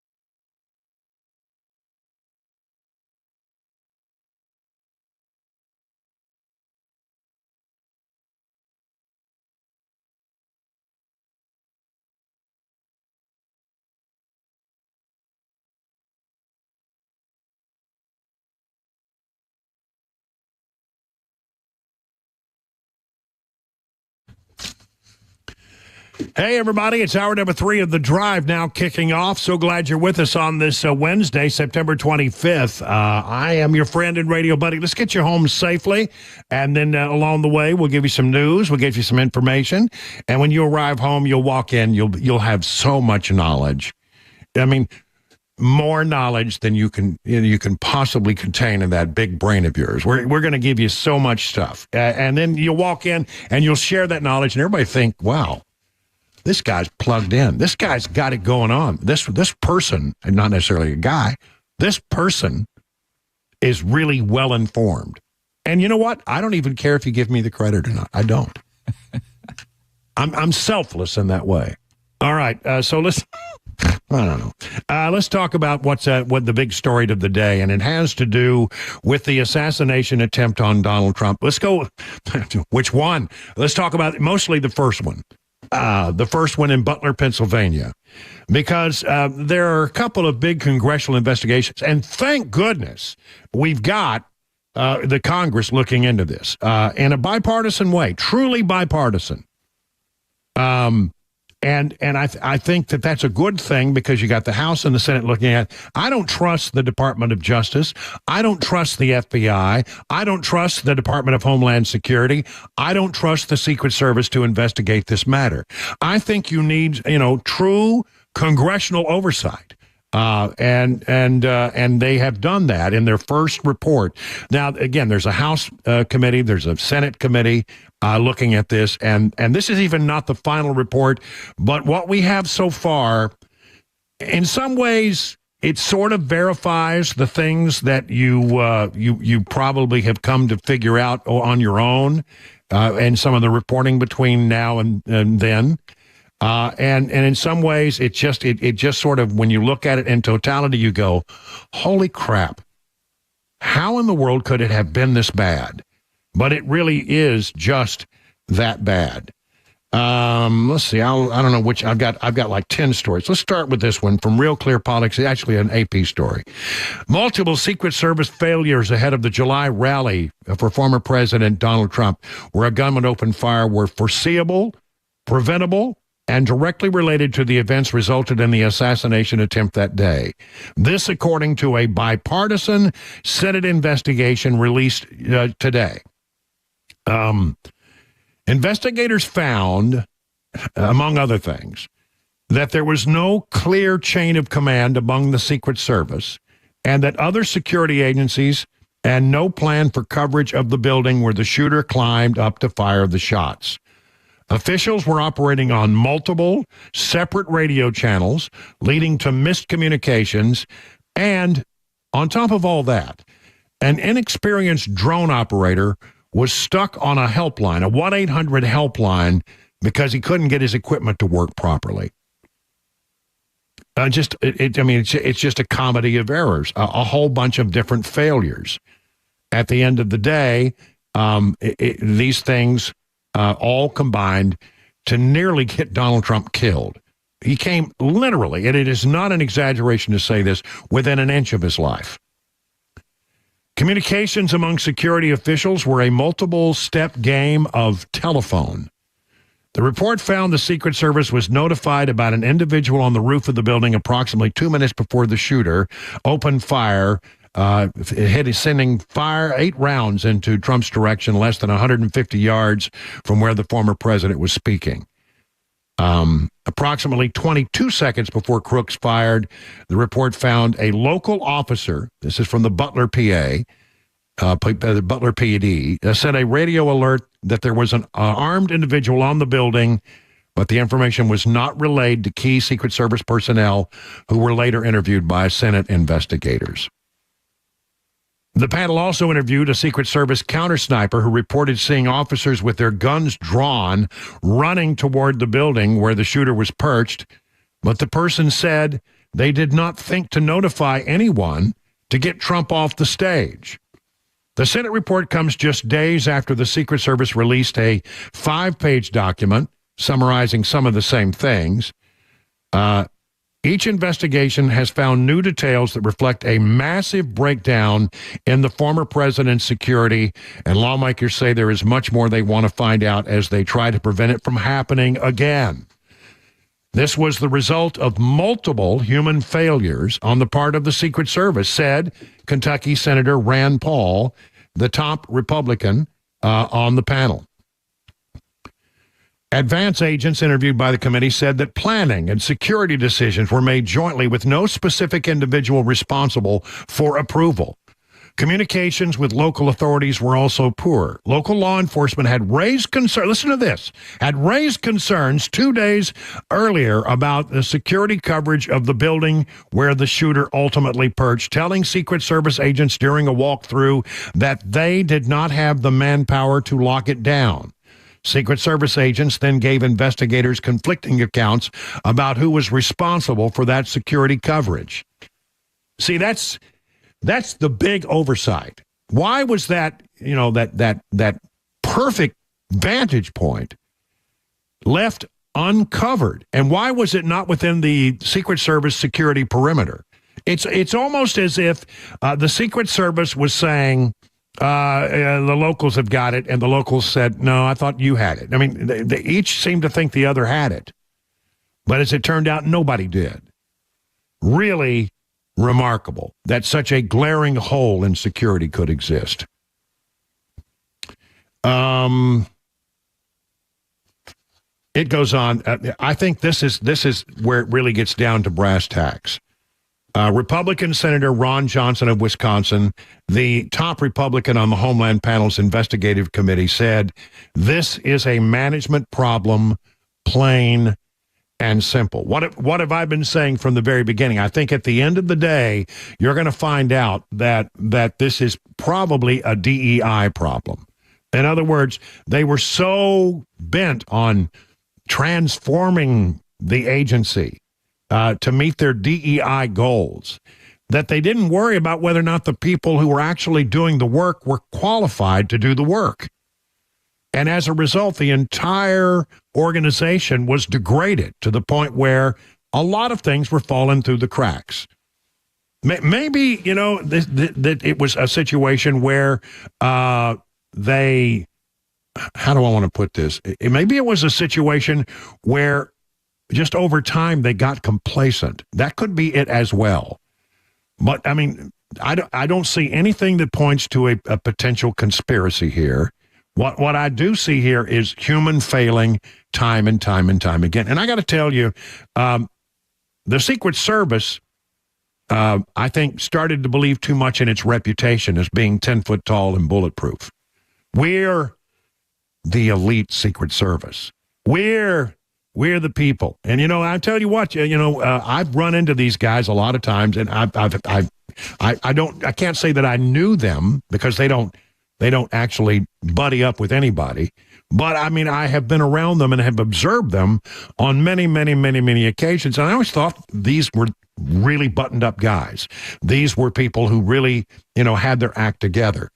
But in the grand scheme of things, I wonder if they started believing their own press too much. That, we're the Secret Service. We're the world's elite security team. We're the people who are going to make sure that, the presidents are safe and that candidates are safe. We're the Secret Service. I think they looked down their nose because they were we're the vaunted Secret Service. And I think they looked down their nose at the local the partners that were also there helping them. They didn't have what they needed to get the job done. They had to work with the locals. But I don't think they much cared for doing that. I think that they looked at the locals as somehow beneath them. We're the Secret Service. Butler, PD. We know better. Just don't worry. We got this.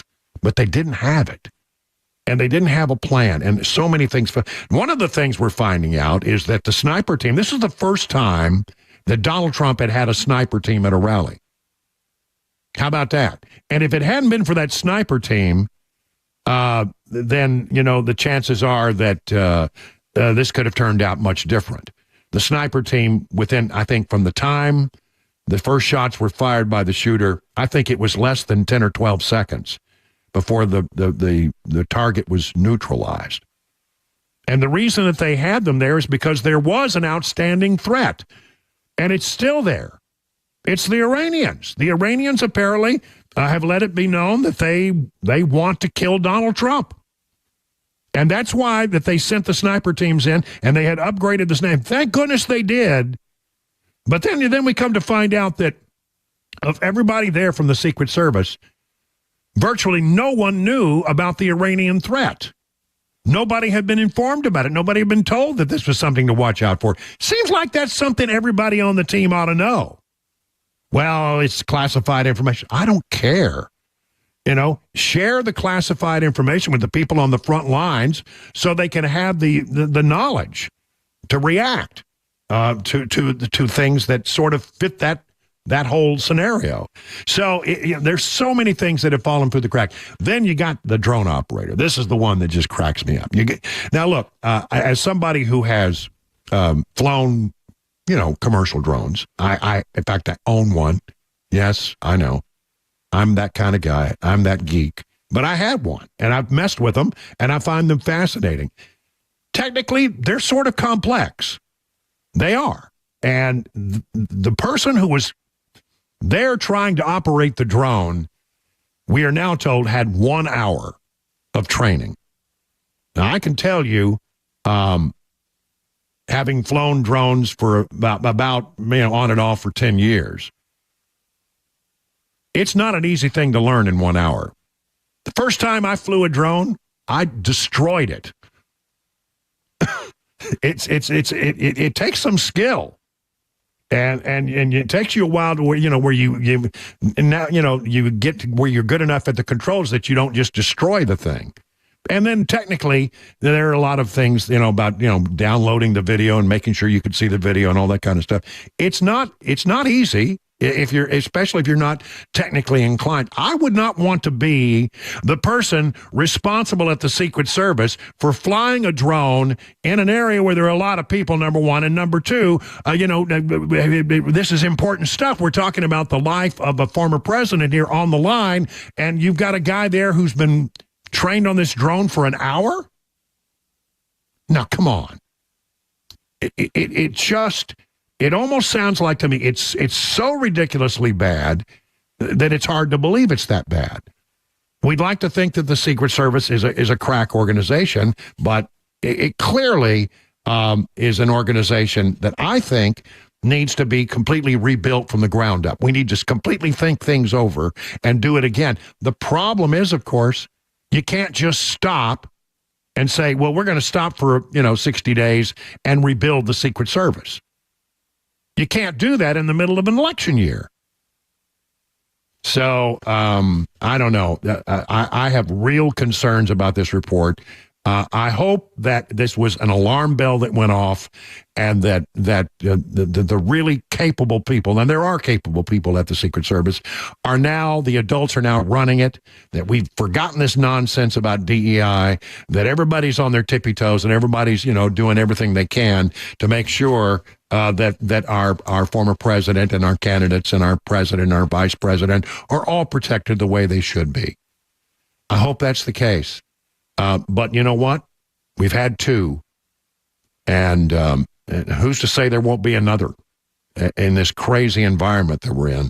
I certainly hope that they are leaning forward and doing everything and having all the resources they need, and they're putting their best people in protecting this guy who's got so many threats against him. 20 minutes now past the hour.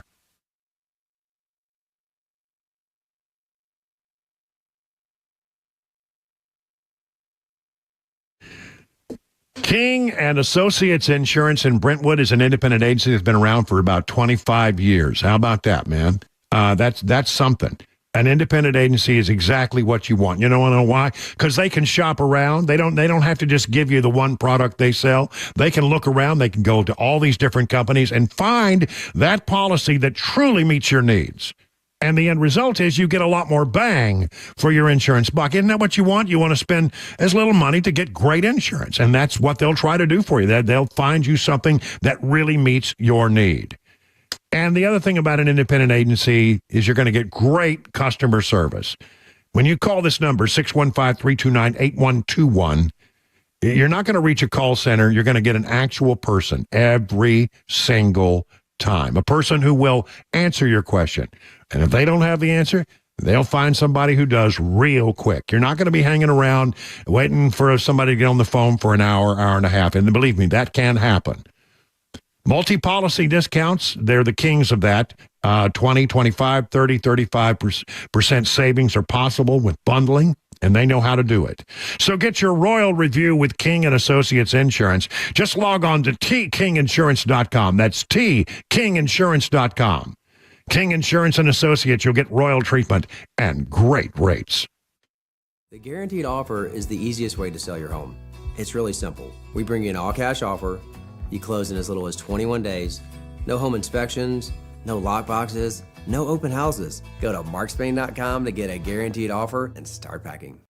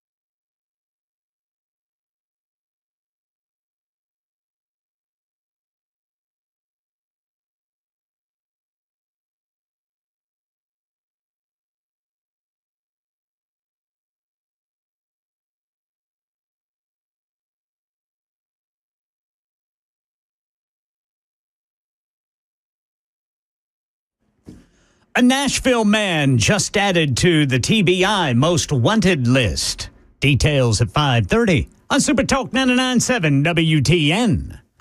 All right, so here's a great question. What happens if we get down to Election Day, and it can happen? It's not likely to happen, but it is at least something that can potentially happen. What if the Electoral College is tied 269 to 269? Oh, let's hope that doesn't happen. It is laid out what should happen in Article 2, Section 1 of the U.S. Constitution. So we do have some information here to share with you about this. But the article that I've read goes into a great deal. There's like all kinds of different scenarios where you could technically end up with a 269 to 269 tie.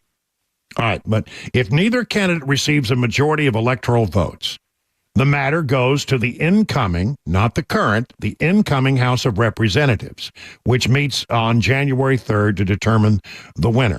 The vote would be held after the certification of electoral votes by joint session, which happens on January 6th. So the House meets for the first time on the 3rd. Then on the 6th, they get together, decide, what happens on January 6th. And then lawmakers would not cast individual ballots, but instead would vote as a state block. So New York would have one vote. Wyoming would have one vote, right? So you got to get a majority of the votes in the House of Representatives on a state-by-state delegation basis. A report by the Center for Politics found that Republicans would likely have a stronger baseline in such an election than Democrats. Currently, the report says the Republicans have relatively safe majorities in 23 states, while Democrats have a baseline of just 13 state delegations they can, without a doubt, call their own. Now, 5 states, Michigan, Pennsylvania, Arizona, Maine, and Alaska, are rated as toss-ups in this kind of analysis. However, at the end of the day, the report suggests that Republicans are very well situated to emerge victorious from what they call a contingent election if it were to be held. The unusual configuration of contingent elections could ensure Republicans hold a majority of state delegations even if they lose control of the House. And you see what I'm saying? The Democrats could be in charge of the House, but the Republicans would have the advantage because they control more state delegations. Such an election has only been carried out in the United States twice. I did not know that. First instance, 1800, when Vice President candidate Aaron Burr accidentally received the same number of accidentally received the same numbers as presidential candidate Thomas Jefferson. They had to take 36 ballots before delivering the presidency to Jefferson. A deadlock broken by the intervention of Jefferson's longtime rival, former Treasury Secretary Alexander Hamilton. The second came in 1824. A 4-way presidential race. Andrew Jackson received the largest share of the popular vote and the electoral vote, while John Quincy Adams was the runner-up and William Crawford came in third place. However, because Jackson failed to win a majority of electoral votes, the race had to be decided by the House. The powerful House Speaker at the time, Henry Clay, considered himself a contender who came in fourth place through his support behind John Quincy Adams and the electoral and popular vote runner-up. Clay later became Adams' Secretary of State. He was rewarded. The controversial move was relabeled by Jackson as the corrupt bargain. See, they were talking like that even back in the day, right? And ignited fierce debate in American politics. But I think the thing I would draw from this is it seems unlikely this would happen. But if it were to happen, it appears that, you never know exactly how the House is going to reorganize itself after the election. You don't know who's going to be in charge. But that's not as important as which party controls their state delegation with majorities. And it seems like right now, probably the way it would work, it would be to the advantage of Republicans if we actually got to that place. A lot of people, worry about what if it's a tie? What would happen? It goes to the House of Representatives. But what they don't understand is it's not like, casting a vote on a piece of legislation. This would be 50 state delegations casting their ballots. And since Republicans control more states, maybe not have as many seats, but they control more states, chances are it would go in the direction of the Republicans. 30 minutes now past the hour.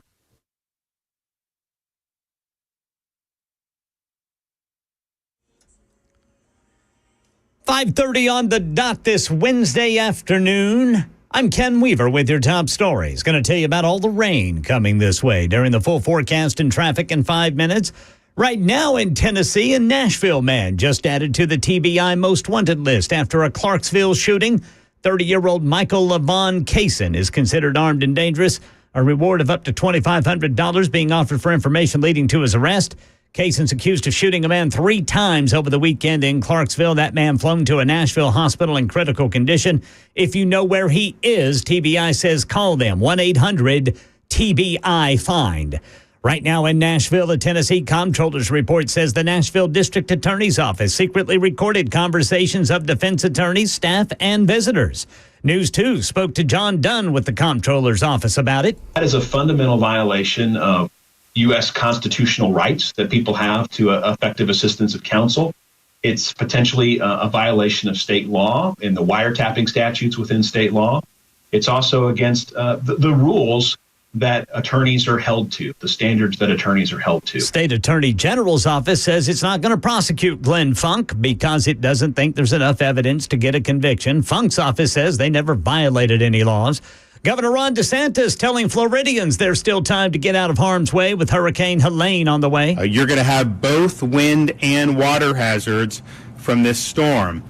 Here in the Tallahassee region in the Big Bend, almost every run and model agrees that this storm, the eye of the storm, is coming in this region. Helene's a Cat 1 hurricane with 85-mile-per-hour winds expected to make landfall in Florida's Big Bend area with a possible storm surge of 20 feet late tomorrow night. That's the latest news. Traffic and weather next. I'm Ken Weaver, WTN News.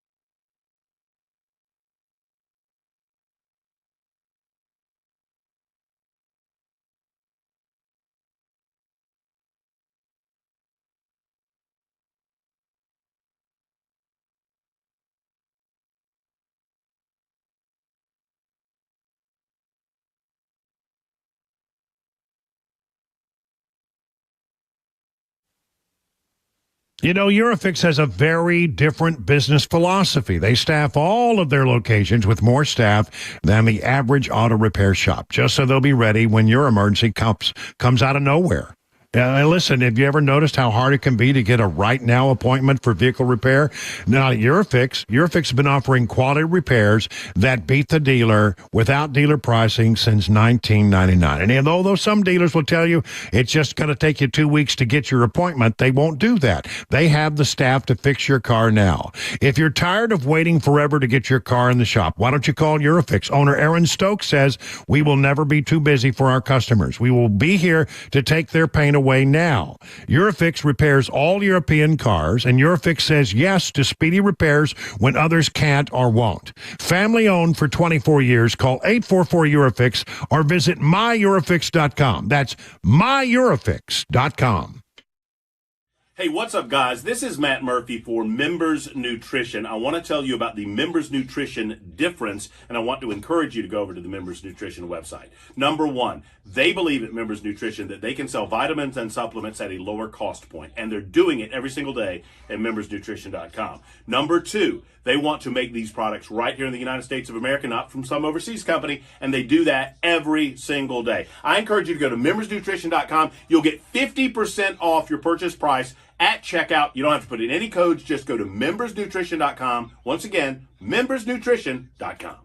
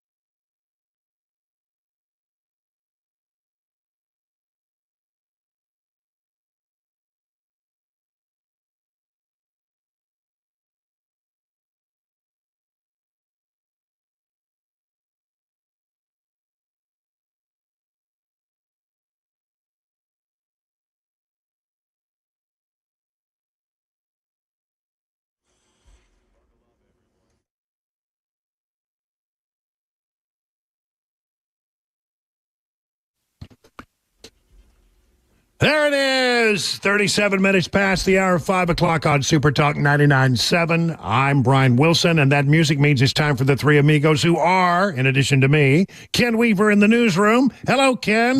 Good afternoon, boys. Yes. And there... It's the only impression he does. And there's Chris Weber in the control room. Hello, Chris. Get away from me, boy. You bother me. All right. So what happens here is, it's unpredictable. You never know what's going to happen during the Three Amigos. It's completely unplanned, largely unscripted, although we do try to bring interesting stories, news of the weird, things that are just a little different that, they don't make the news very often. And we just but sometimes we get through them and sometimes we don't because it's easily for us. We get diverted. Squirrel. Yeah, we do very easily. Probably a little too easily. Yeah. Well, who wants to go first today? Chris? I'll go first today. Right. Okay. This is a California story if you ever heard one. This comes from the police department in Irvine, California. They just made a purchase recently, and they're expecting this to join their fleet of drug abuse resistance education vehicles, the DARE unit, they use for kids. Okay. They just purchased a Tesla Cybertruck Foundation series. Oh, no. In a conversation with Forbes, the sergeant there at the Irvine PD says they used the city's funds to pay for the electric vehicle, $119,000. Wow. For the truck. Then $31,000 more for the upfit police-specific modifications, such as special lighting, radio communication systems, graphics, plus other mods carried out by a performance upgrader there in Irvine. Davies was quoted as saying, "It is something that we can highlight at our events where kids can come and take pictures." You know what? If I were a taxpayer there, I would be completely hacked off by that. Funny that you say that. It didn't take long before social media had its way with things as people there were voicing their concerns with the police department. Some were saying stuff like, there were 3 buddy cops trying to invent random reasons why they really needed that Cybertruck. And others were saying, a little more logical, I guess. They say, why didn't they wait for the non-foundation series model? That would have cost them like $20,000 less. They're going to spend all this money. Still, that's a lot of money for a DARE unit. Yeah. Huge amount of money. Another says, I love the Cybertruck, but a total waste of money, complete waste of taxpayer dollars. And another says, I'm sure teachers would have appreciated some of that money a little more. Well, you remember when I was working mornings, we had a story here in Nashville. Remember the gay police car? Yep. I mean, and apparently that was so ridiculed that they finally did away with it. But they spent taxpayer dollars to have a police car in rainbow colors, and it was out there for a while. Well, it's for parades and things like that. Don't care. Not the right way to use the money, and it was so ridiculed that I think they very quietly made it go away one day.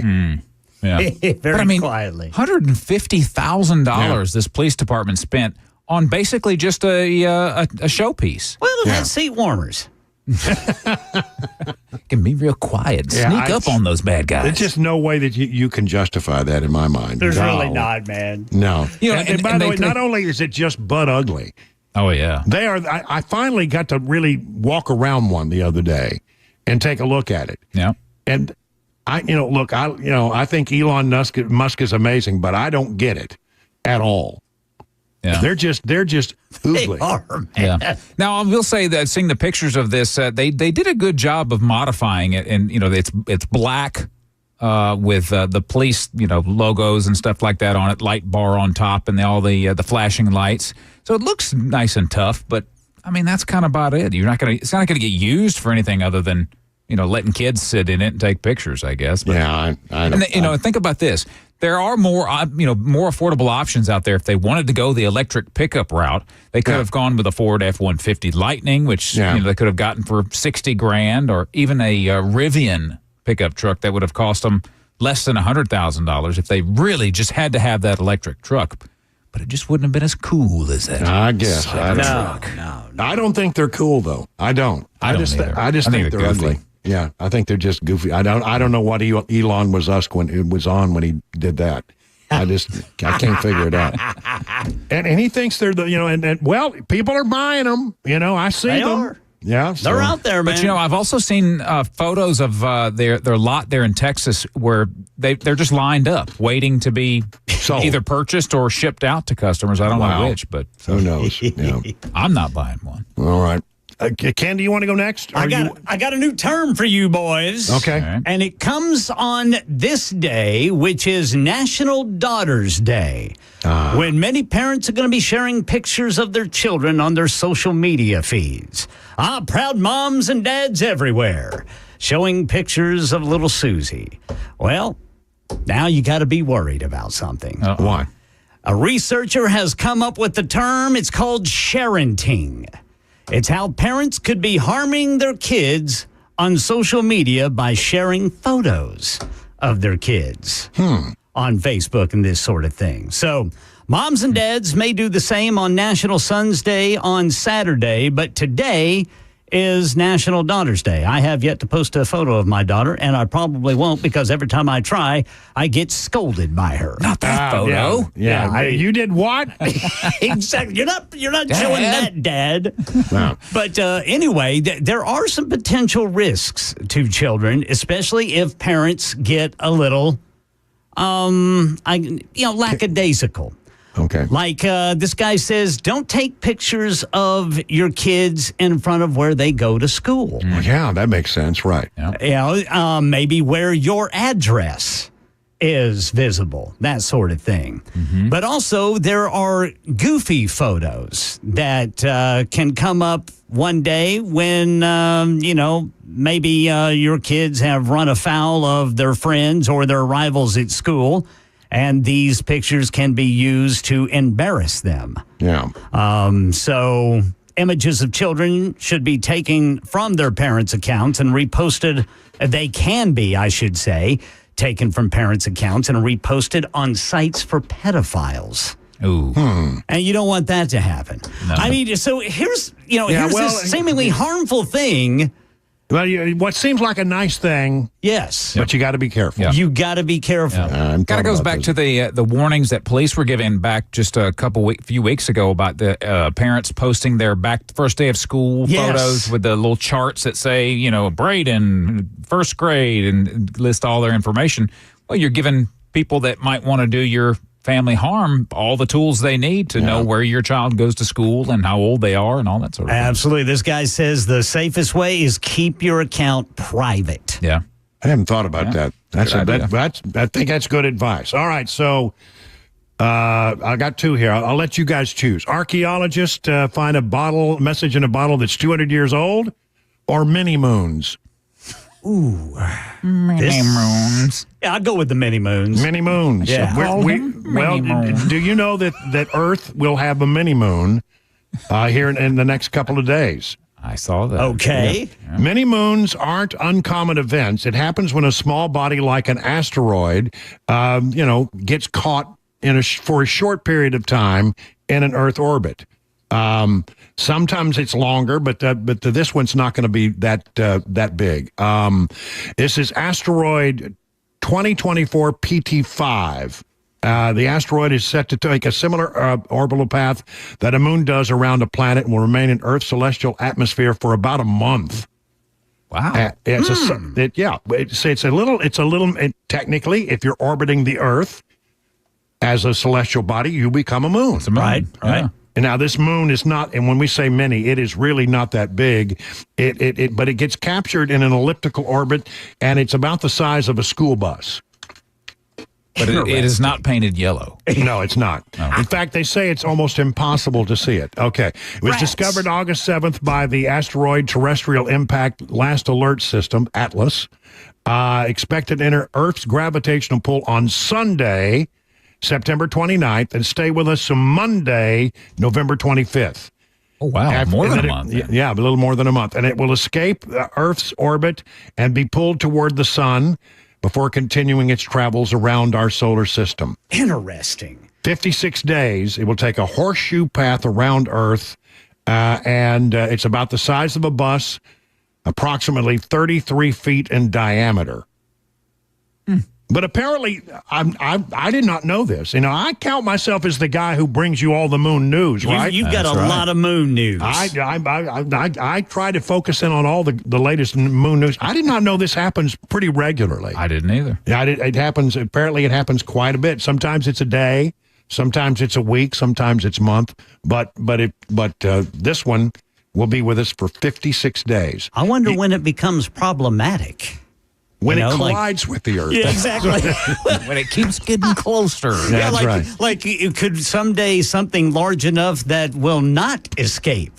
Well, you know, we have asteroids that come our direction a lot, and they say, you know, I always sort of snicker when I see the stories. They say something like, asteroid headed toward close call with Earth, and you find out it's like, you know, 750,000 miles away. Right. But they say, well, speaking in space terms, that's a near graze. Right. But, you know, but honestly, I mean, we have had entire species of animals, the dinosaurs, killed by an asteroid strike against the Earth. So, I mean, it is something that can happen. But that's why I wish, you know, I sort of wish Elon Musk great luck in all of his endeavors, because we track them. And you know, when you know, like they got these things, you know, figured out where they'll know. Well, our next close encounter with that asteroid will be 37 years from now. They know that kind of stuff, but every once in a while, one will come out of nowhere that we didn't see. Yeah, it just kind of sneaks in. If it comes from a certain direction, like in the direction of the sun, sometimes they're very hard to see. And that's as I understand it. And so they can slip up on you. So, you know, I hope NASA's got a good plan for that. Yeah. And like you said, hopefully Elon's just working on one as a backup. Yeah. So generally we have a lot of warning when there's going to be a near call. But I mean, that's why we sent a spacecraft to land on an asteroid not long ago, to learn how to do that, so that should it ever be needed, we know how to do it. And they actually when they did that, they actually were able to slightly, you know, sometimes it's all it takes is a slight nudge to put it in a slightly different orbit so that it misses the Earth. So they were able to actually impact the path of that asteroid. Yeah, they didn't even have to send Bruce Willis and Ben Affleck up there. No, not at all. 50 minutes past the hour now.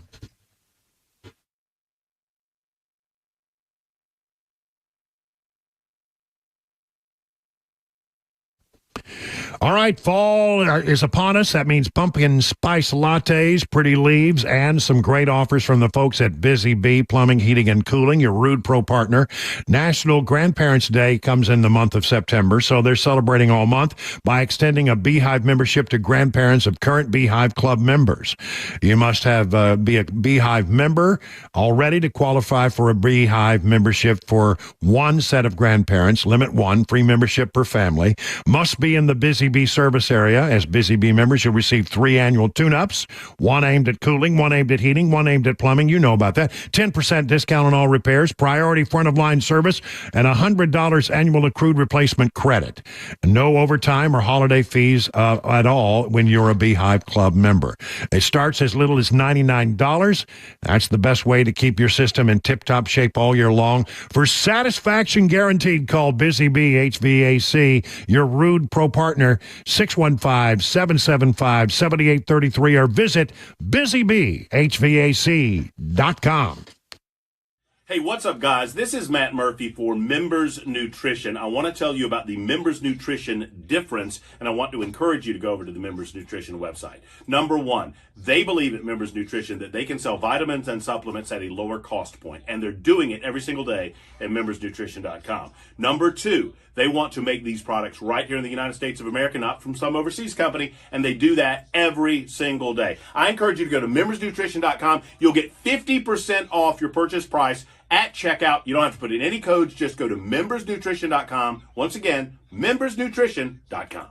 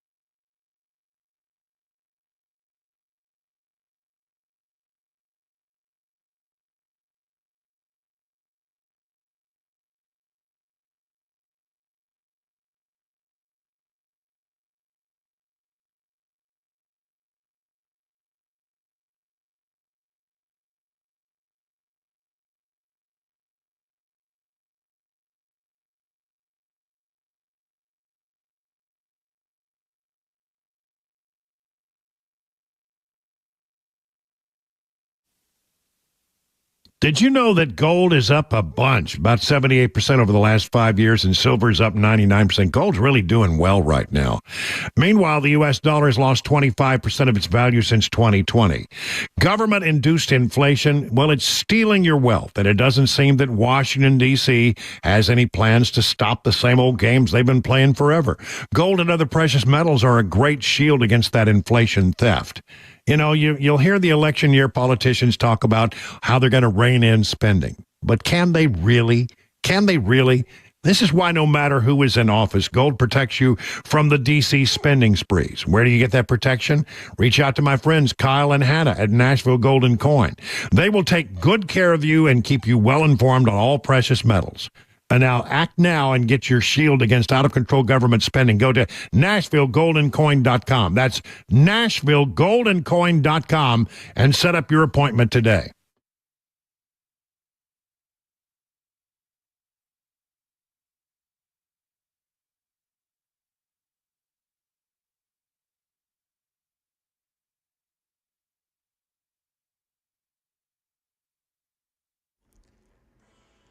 Six o'clock on the dot this Wednesday evening. I'm Ken Weaver with your top stories, tracking the rain headed our way. We'll give you the forecast and traffic in 5 minutes. Right now in our nation's capital, the House and Senate have both now passed a government funding bill that keeps agencies running until December 20th.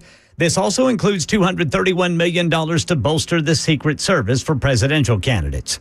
Speaking of which, Vice President Kamala Harris campaigned in Pittsburgh today. We will work with builders and developers to construct 3 million new homes and rentals for the middle class because increasing the housing supply will help drive down the cost of housing. Former President Trump in North Carolina says he's going to impose tariffs on goods from foreign countries like China. You're going to have protection from them coming in because we're going to put on from 50 to 200% tariffs. You're going to be protected. Meanwhile, Stephen Portnoy reports on what seems to be growing animosity between the Ukrainian president and the Republican presidential nominee. In an interview with The New Yorker, Ukrainian President Volodymyr Zelensky said that Donald Trump, quote, really doesn't know how to stop the war, even if he might think he knows how. In North Carolina, Trump responded to what he called nasty aspersions. And we continue to give billions of dollars to a man who refuses to make a deal, Zelensky. House Republicans are now accusing Zelensky of interfering in the U.S. election, pointing to a recent flight on an Air Force C-17 to the battleground state of Pennsylvania. As for the other war raging on the other side of the globe, an Israeli army chief says forces are preparing to enter what he says is enemy territory in their fight against Hezbollah terrorists in Lebanon. Here's Marcus Moore in Beirut. He said that they would be going into villages that they allege or claim that Hezbollah has been keeping weapons and where Hezbollah fighters might be and rocket launchers, all of these things that they say are targets for this operation that, again, they are saying their overall mission is to make it safe for Israelis to return to northern Israel. Meta has shown off what CEO Mark Zuckerberg calls the Holy Grail device that will one day replace smartphones. Mike Dubusky reports. It's called Orion. And the first thing to know is that these augmented reality glasses are just prototypes. They're not on sale, and Meta hasn't announced a price or a release date. These chunky frames use tiny projectors and lenses made of silicon carbide to superimpose digital content on top of the real world. Everything from apps to web pages, video calls, even 3D holograms. Yahoo Finance estimates Meta has spent more than $8 billion on its virtual reality business so far this year. That's the latest news, traffic, and weather next. I'm Ken Weaver, WTN News. Hey, it's Dan Mandis, and I am so glad that California Closets has fixed my closet catastrophe. After exact measuring and planning, they came over and got to work. Yeah, once it was all plotted out on their 3D CAD system, the pieces are measured, cut, and precisely installed into my space. It was clean, fast, and professional, and above all, my new closets look and function great. Now, this was my dormer, and now this is my new dormer thanks to California Closets. Look at all of this added space for shirts and shoes, you name it, and it is cut so precisely, simply amazing. And my old closet that has now been reborn as the ultimate in style and functionability, making the best use of the space that I had. They can work on just about anything: bedrooms, garages, home offices, closets, pantries, and so much more. Find them online, CaliforniaClosets.com, and see what they can do for you. You can schedule a free design consultation. Mention my name, CaliforniaClosets.com.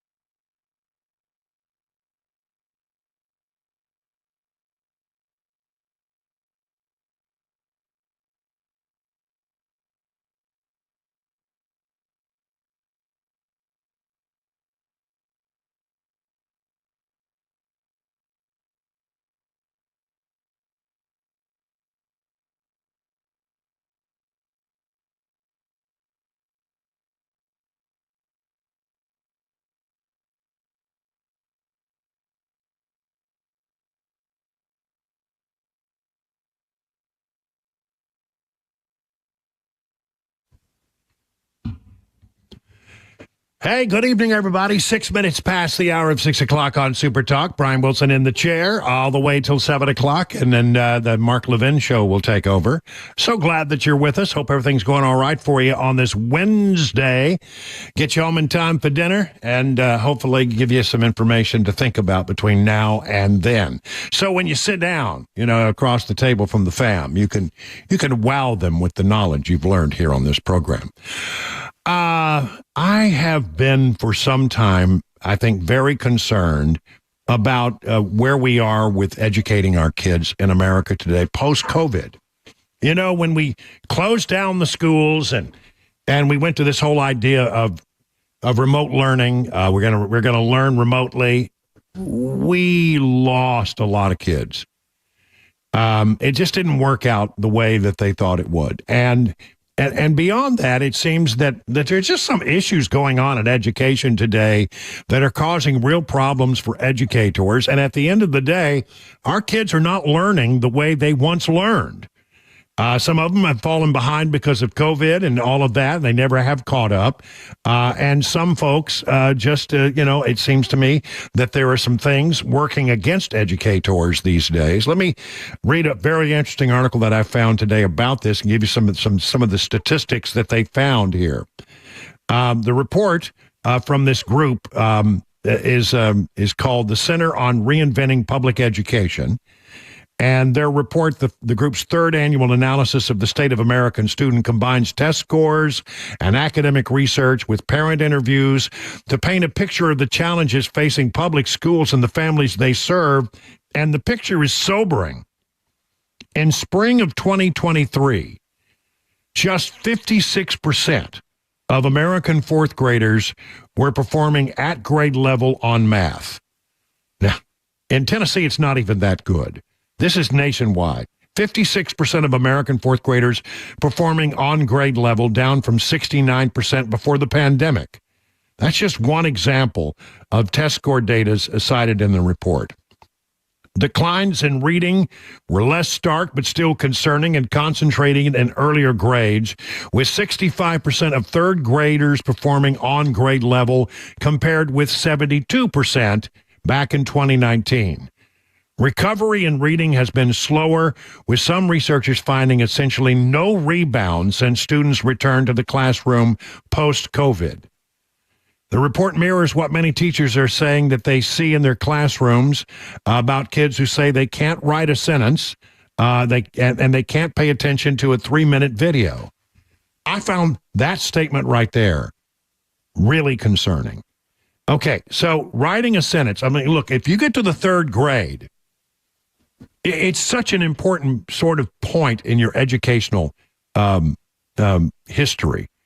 By the time you get to the third grade, if you're not up to just the reading on level or doing math on level, there's a pretty good chance you're going to be lost for the rest of your educational career unless some efforts are made to try to get you back up to speed.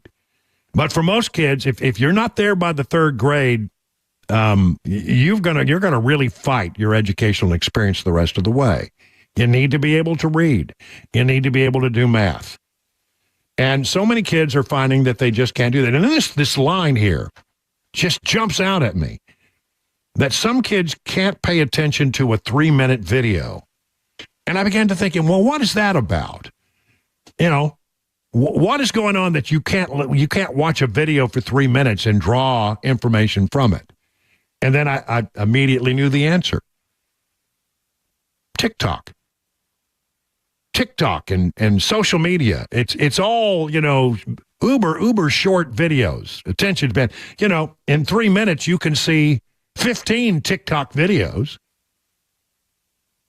And so our kids have gotten to the point where they have absolutely no attention span. They've been so, I guess, conditioned by the TikTok and the other social media platforms that they get bored after about 12 or 15 seconds. Swipe right, whatever. We got to look at something else. Now, Chris, you have a kid who grew up in the TikTok era. Yep. Do you think that is true? Is that fair of me to say that? I mean, I'm not talking about your kid specifically, but I mean, it is true that these videos are so quick and snappy. Yeah. I guess if you condition yourself to be used to that, it would be hard to stay focused for more than about 15 seconds. Yeah, I definitely think that it's happening, and I can even see it in myself when I'm on YouTube, for instance, and I'm following a channel, watching videos from a channel that I follow. If it's more than 15 minutes, I'm probably not going to watch it. That's too long for me. I would rather watch something shorter. So I would definitely imagine that kids that are in middle school and high school, that age, probably can't focus for longer than just a couple minutes at a time because of that. They've been on tablets since they were in diapers. Yeah. They've been playing with tablets and with mom and dad's phone, and then by the time they get up, they go to high school, and a lot of kids in middle school, they got their phones. Yep. And they're looking at these things, and honestly, most of what happens in life requires you to focus for longer than 15 seconds. It does. I think that's part of it, but I think the other part of it really is that we haven't caught up from COVID. Focus and endurance for all sort of tasks, especially reading, has been really hard for a lot of teenagers since coming back from the pandemic. Even the youngest children who are not even in school when the lockdowns began are showing troubling signs of academic and behavioral delays. We're talking 4- and 5-year-olds who are throwing chairs, biting and hitting. Tommy Sheridan, deputy director of the National Head Start Association, told the New York Times earlier this year. What's that about? Of course, the effects are greatest for low-income students, students with disabilities, children learning English as a second language, and, with all of the influx of people that we have coming into this country where English is not their first language, that takes a toll on our educational process as well. But the report is the latest effort to catalog what many educators, parents, and kids see as the deep scars, academic, but also social and emotional, left behind by the pandemic. That's really interesting. Nearly all public schools in America closed by the end of March 2020. And while some reopened that fall, others did not fully resume in-person learning until fall of 2021. The switch to remote learning, along with the trauma and upheaval of living through a global health emergency in which more than 1 million people died, dealt a major blow to student learning. Scores on one set of national tests released in September of 22 dropped to historic lows, reversing 2 decades of progress in reading and math. And up till 2022, we had been going in the right direction. But now we have a lot of people who have fallen so far behind. Recent data do not paint a rosier picture. About half of states have released test results for the 23-24 school year, and I don't see a lot of states with substantial increases, said one person that was interviewed for this study. Many factors probably contribute to students' slow recovery. I think this is really a big part of it. Some may have missed foundational pieces of reading and math in 20 and 21. Now, that's the thing. I think this is especially true. It's long been a theory of mine that especially mathematics is foundational. And this has driven home to me because when I was in the 3rd grade, way back, when we still had coal-fired stoves in the corner, back in those days. When I was in the 3rd grade, there was a thing that came along, which was called new math. And none of the teachers understood it. They were confused by it. And I went from, learning the old math to in the 3rd grade, which is so foundational, to trying to figure out what this new math was all about. And I don't have a natural gift for mathematics anyway. I certainly don't. Reading off the charts, but math, it just really has been a real problem for me all my life, as we have demonstrated time and time again on this program. Somebody once wrote in and said, it's like, I know that when Brian is trying to add something in his head because there's a long pause. It's true. I just can't do math. I just can't. And I think part of it is that I don't have a natural gift for it. I think part of it is also the fact that they were trying at this very foundational moment in the 3rd grade, when you've got to get it figured out before you go on. They were trying to teach me a new math that even the teachers didn't understand. And there have been, probably 5 or 6 different kinds of new math that have come along since then, because I'm old. But if you don't have the foundation, then you can't build upon it. Especially in math, you learn this, and then the next, it's like building a wall with bricks. If the foundation is not solid, then the wall gets pretty wonky pretty quick and becomes unstable, right? Foundational pieces of reading and math in 2020 and 21. Learning loss can be like compounding debt, with skills missed in early grades causing bigger and bigger and bigger problems as the kids get older. And then chronic absenteeism, still, I don't understand how this is even allowed, remains a big obstacle to learning. 26% of students are considered chronically absent. 26% of students are considered chronically absent. That's up from 13% before the pandemic. Children who are in the kindergarten and 1st grade today were too young to experience the shift to remote learning, but they were more likely to be isolated from other children and adults. And like their older counterparts, may have experienced the trauma of deaths in the family, poverty, and parents out of work, all of which could have affected their social and emotional development. It's an interesting thought. Hadn't thought of it in that direction. It's not too late to help kids recover. Here, the thing I love about this article is it just doesn't wring its hands and talk about, oh, it's bad, it's bad. They actually talk about some of the things that can be done. Despite the dismal numbers, some teachers are seeing successes when they came back to the classroom after the pandemic closure. Kareem Neal's students at Maryville High School in Phoenix were falling asleep in class, having trouble focusing and struggling to put away their laptops when asked. But starting last school year, a lot of behavioral challenges dissipated. I remember telling so many people, whoa, the kids are so well behaved. How about that? A New Jersey English teacher said she had seen improvements since her students were required to leave their cell phones at her desk during class. Now, I happen to know some people who are in educational here in Wilson County. And Wilson County made a decision that apparently when you come to class, you put your cell phone in a box by the door so that you're not distracted during the classroom. And I think that's a good idea. There are some people who say that maybe we should have a policy where we don't allow cell phones in school until you get done at the end of the day. Turn them in the morning and you get them back in the afternoon.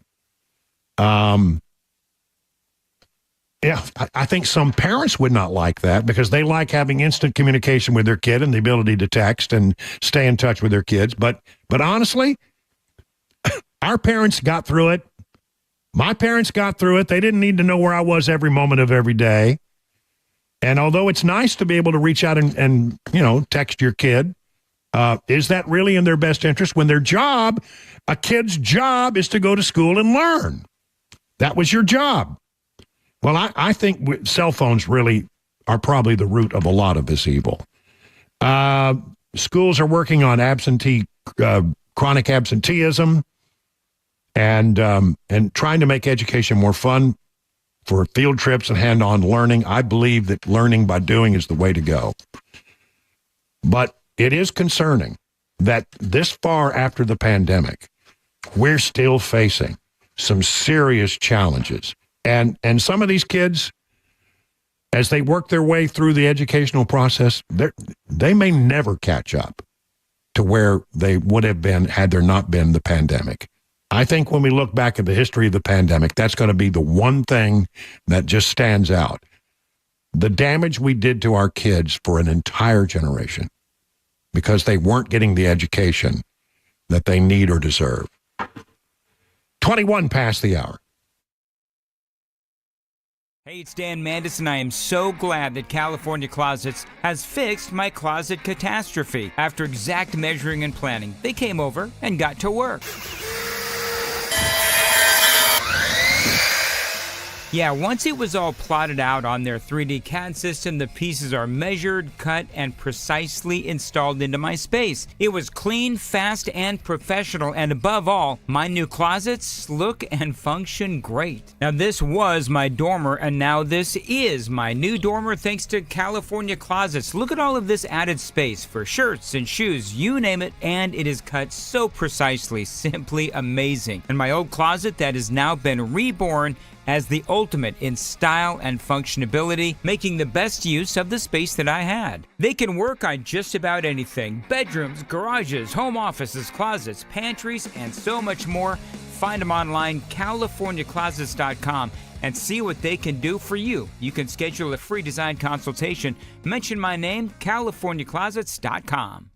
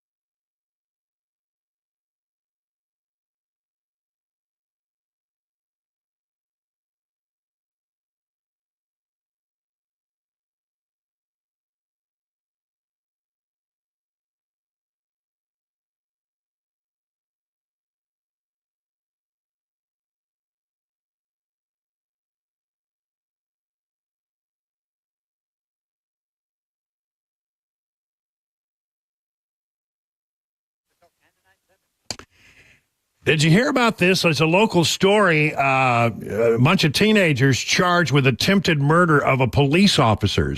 This is really quite amazing. 2 teens face attempted murder charges following an undercover officer and a 2-man helicopter crew were shot at while following the vehicle. The 16-year-old driver was charged with 3 counts of attempted murder. A 15-year-old passenger charged with 1 count of attempted murder. So an undercover officer in an unmarked vehicle was at an apartment complex on Bridgeway Drive doing surveillance on another case when a red Dodge Charger pulled into the complex. Someone in the vehicle began firing shots into the air before leaving the complex. Officer began following the vehicle. Someone in the Dodge began firing at the undercover officer, striking the car twice. And then video footage from the police helicopter, they were following from above, showed that the Dodge, as they approached Patricia Drive, went through an intersection, struck another vehicle, and then one of the teenagers got out and started firing at the helicopter. I'm not making this up. It sounded a little like this. Somebody got the back door open. All right, we got the driver coming out. He's shooting up at us. Gray. He's at the car door now. The guy with the gun that just shot up toward the helicopter. Gray shirt, black pants, red shoes. We're going to keep our eye on him. All right, he's running on the opposite passenger side of the car. Stand by. We need officers, guys. He's shooting at us. Get officers up here. He's still running along Harold Drive, went just behind the house. We're trying to get eyes on him. Well, I mean, they did finally get these kids corralled, but I mean, gosh, let's just talk about this for a moment. A 16-year-old driver, a 15-year-old passenger, and by the way, there was a 13 and a 14-year-old in the back seat of the vehicle, not charged.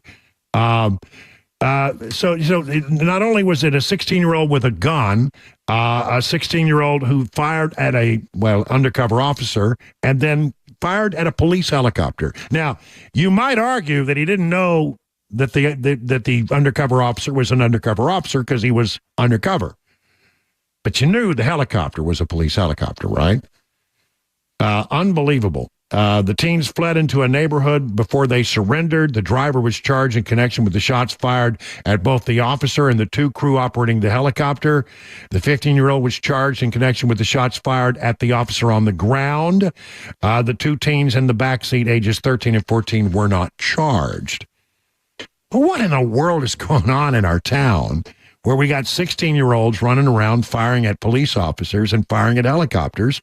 And at one point, the reason it got their attention in the first place is that he just rolled into a parking lot, started firing shots into the air. It's like the Wild West. It's insane. Anyway, good work by the police, and the helicopter, the good news here, was not struck. Thank goodness. But, I mean, golly, just... It's incredibly irresponsible just to fire a weapon into the air. Those bullets go up, you know what? They got to come down. And you don't know where they're going to land.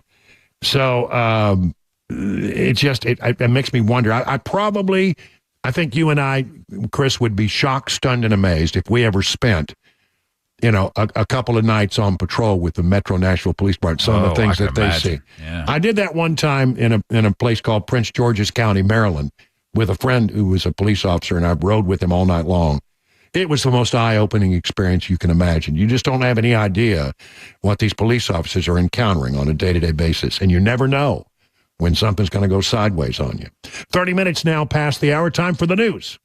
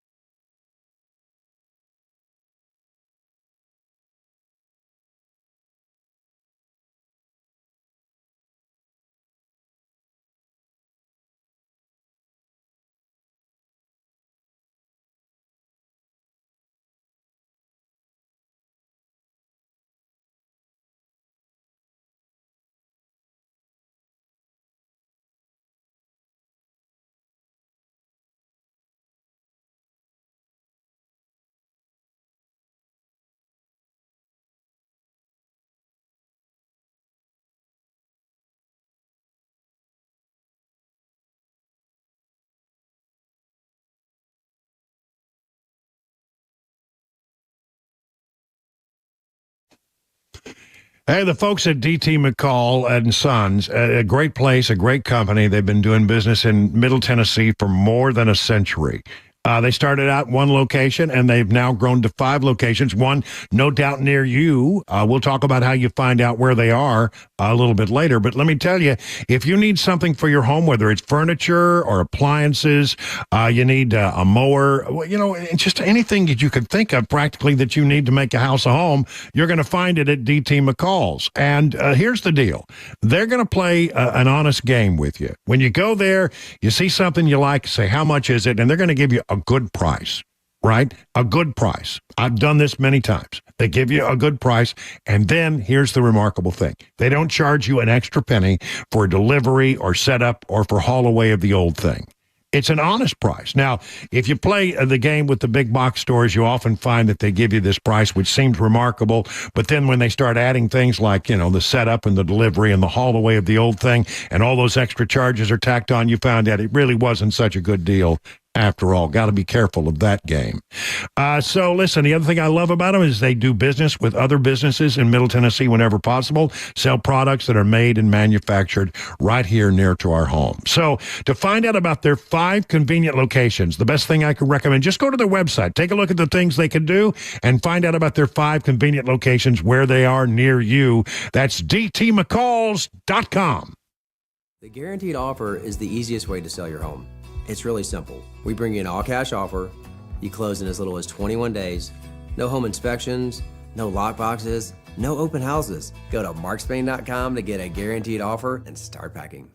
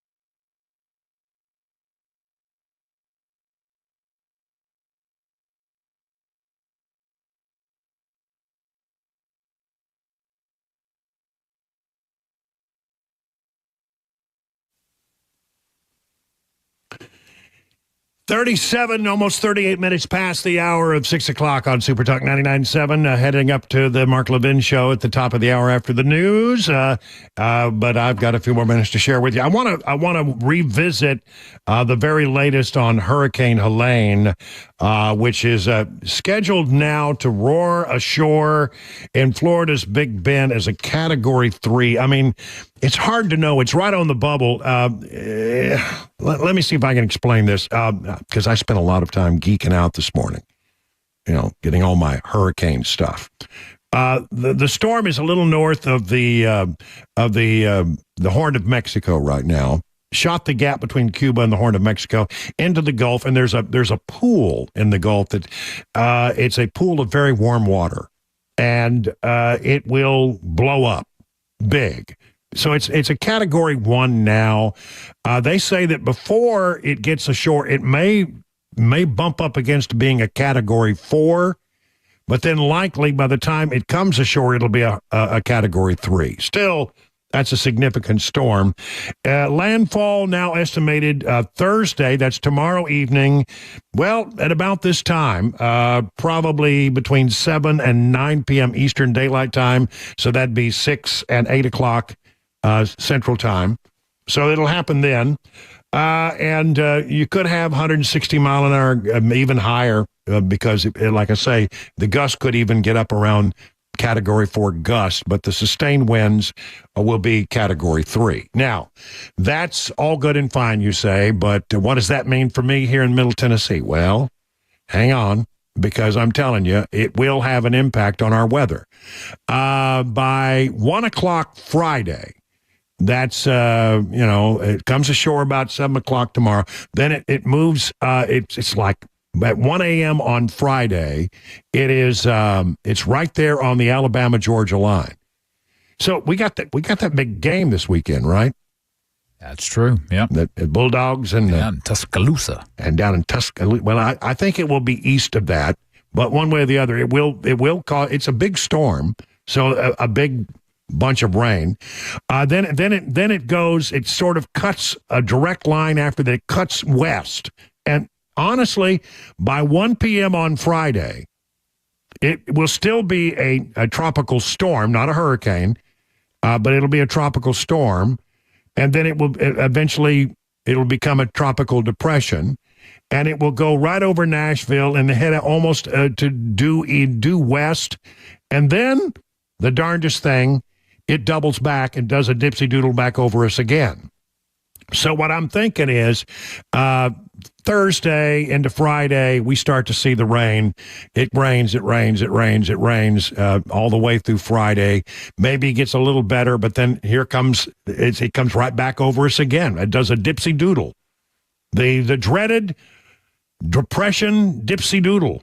If you didn't like it the first time, just try it the second time. That's right. Well, it won't be as strong the second time, but it will be. Now, for those, the biggest concern here is, generally, as they always say, the wind is considerable, but it's the water that'll get you. And along the west coast of the Florida Peninsula, you're going to see 15 to 20-foot storm surges, which means that if you've got a one-story building right there on the coast, that's going to be underwater. Oof. Yeah, I'm telling you. So anyway, it's going to be bad for the folks there along the western side, because that's the strong side of the storm. The right side of the storm is always the strongest part of the storm. It's gonna create a lot of flooding and storm surge on the western side of the Florida Peninsula. And what we're going to get, I don't know. I mean, it's hard to know. We'll keep watching it, but I mean, I would say that we're probably in for a lot of rain, a ton of rain on Friday, maybe even into Saturday. So keep an eye on that, and we'll bring you up to date again tomorrow and give you the very latest. With the time that I have left, I want to revisit this story about what we have learned about the Nashville District Attorney's Office. We're talking about Glenn Funk's office.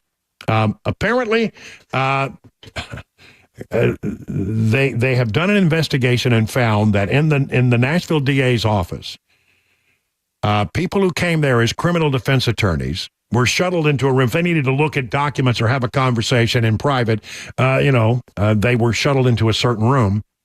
And unbeknownst to them, the district attorney's office was recording what happened there. And there's been a complete investigation of this matter. It's been done by the Tennessee Comptroller. They released a report today, and they sent a recommendation over to the Tennessee Attorney General, Jonathan Skermetti, and Skermetti has declined to bring the charges, saying, we have to look at it and say whether we can get a conviction. We don't think we can get a conviction, so we're not going to bring the case. I would like to know more about why they don't think they can get a conviction, because this seems very troubling. The investigative report, according to the Tennessean, conducted with the Tennessee Bureau of Investigation, found former DA employees told investigators it was common practice to turn on the audio and visual recording equipment before defense attorneys arrived and extract the recordings after they left to be provided to the prosecutors or office staff handling that particular criminal case. Investigators spoke to numerous criminal defense attorneys, and they told investigators in part that they were unaware and that no office personnel had ever informed them that the viewing room was equipped with a microphone capable of capturing their conversation, or that they would be audio recorded in the viewing room while examining evidence in a criminal case. Privileged information among themselves was often discussed, including statements made by their clients, along with defense strategies, and they said that they would not have stayed in the viewing room had they known that the room was equipped with a microphone. Well, of course they wouldn't. The investigation, according to the Tennessean, suggests the practice may run afoul of constitutional provisions and Tennessee law, which requires that at least one party be aware of audio recordings of an oral conversation. All right. If you're got a phone call and you want to record the conversation with the person you're with, in Tennessee, that's allowed. You know why? Because you one party is aware of the recording. It's a one-party state, and that's the way it is in Tennessee. If you wanted to record a conversation, as long as you were aware it's being recorded, that's okay. But to have somebody else record a conversation between two other individuals, well, that gets a little dicey and a little shady and may well be illegal. According to the Tennessean, the comptroller turned over its findings to the Tennessee Attorney General's office and the Tennessee Board of Professional Responsibility. Now, Glenn Funk is saying, oh, wow, this is a complete vindication. I don't know that it is. Here's what Funk's office said. We appreciate Attorney General Skermetti's prompt response to the comptroller's report. This matter is now at an end. As General Funk has always stated, neither he or his office has committed any crimes or broken any laws. This office will continue our mission to support victims, hold offenders accountable, and keep Nashville safe. But Skermetti in the letter said the investigation closure does not absolve the district attorney's office from ethical duties, and that he was particularly troubled by audio recordings in places where defense attorneys converse with clients, especially in regard to crimes against children. The practice could, under certain circumstances, implicate a defendant's privilege or Brady rights. While we have no evidence that these recordings were reviewed or used for any improper purpose, you should consider whether you or your subordinates have any duty to report or disclose past conduct regarding that practice or any other potential violation of your ethical obligations. This doesn't feel right. You count on your, look, I want my district attorney, the district attorney for Nashville, Davidson County, I want that guy out there prosecuting crime. But there are, you're not guilty until proven so in a court of law.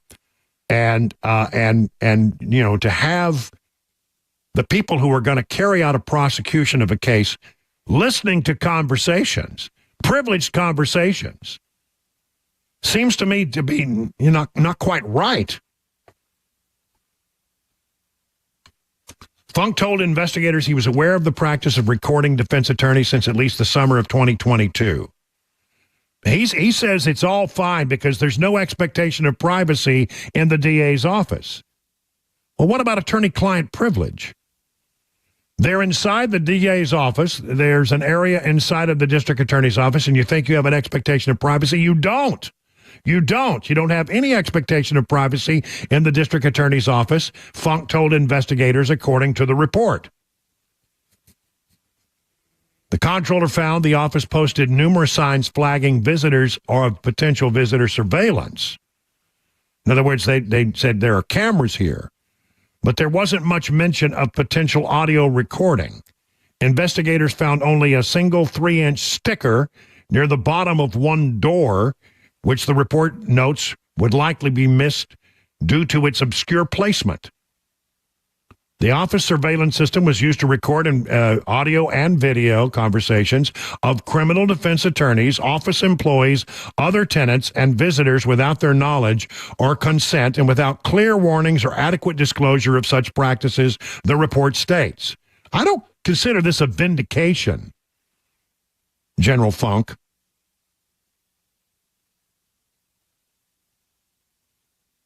We have never conducted any unauthorized audio or video recording of any area where a person has a legitimate expectation of privacy. That is where I think we have a difference of opinion. I think reasonable minds can disagree on that. We know what the law allows and what the law prohibits.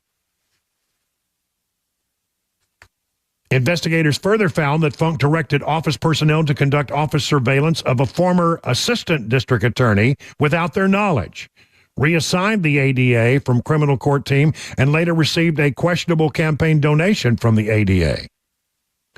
The former employee told investigators Funk the only way you could make this any better is if you donated a significant amount of time or money, but I don't ask anyone to do that before suggesting the employee's future at the office was in question. The ADA wrote a $500 check to Funk's campaign after the meeting, though Funk told investigators he never cashed it. I didn't inhale.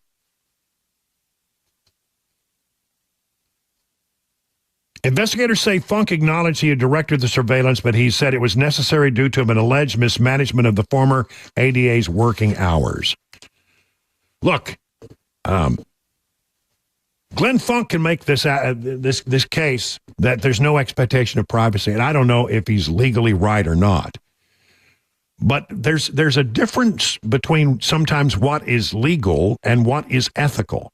And it seems to me that some of these things were pretty shady. 50 minutes now past the hour.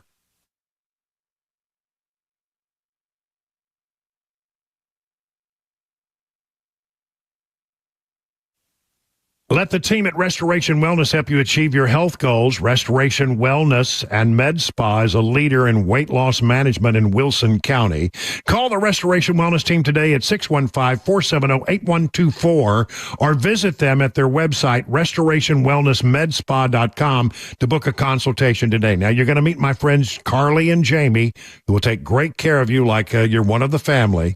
You can be part of the more than 1,000 patients who have already seen life-changing results from the weight loss management program. And I am one of them, a very satisfied customer.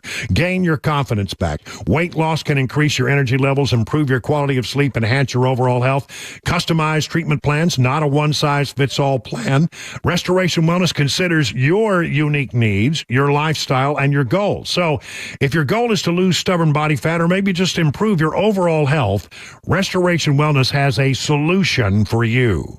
Find out about the newest techniques in weight loss management. Just go to their website, restorationwellnessmedspa.com.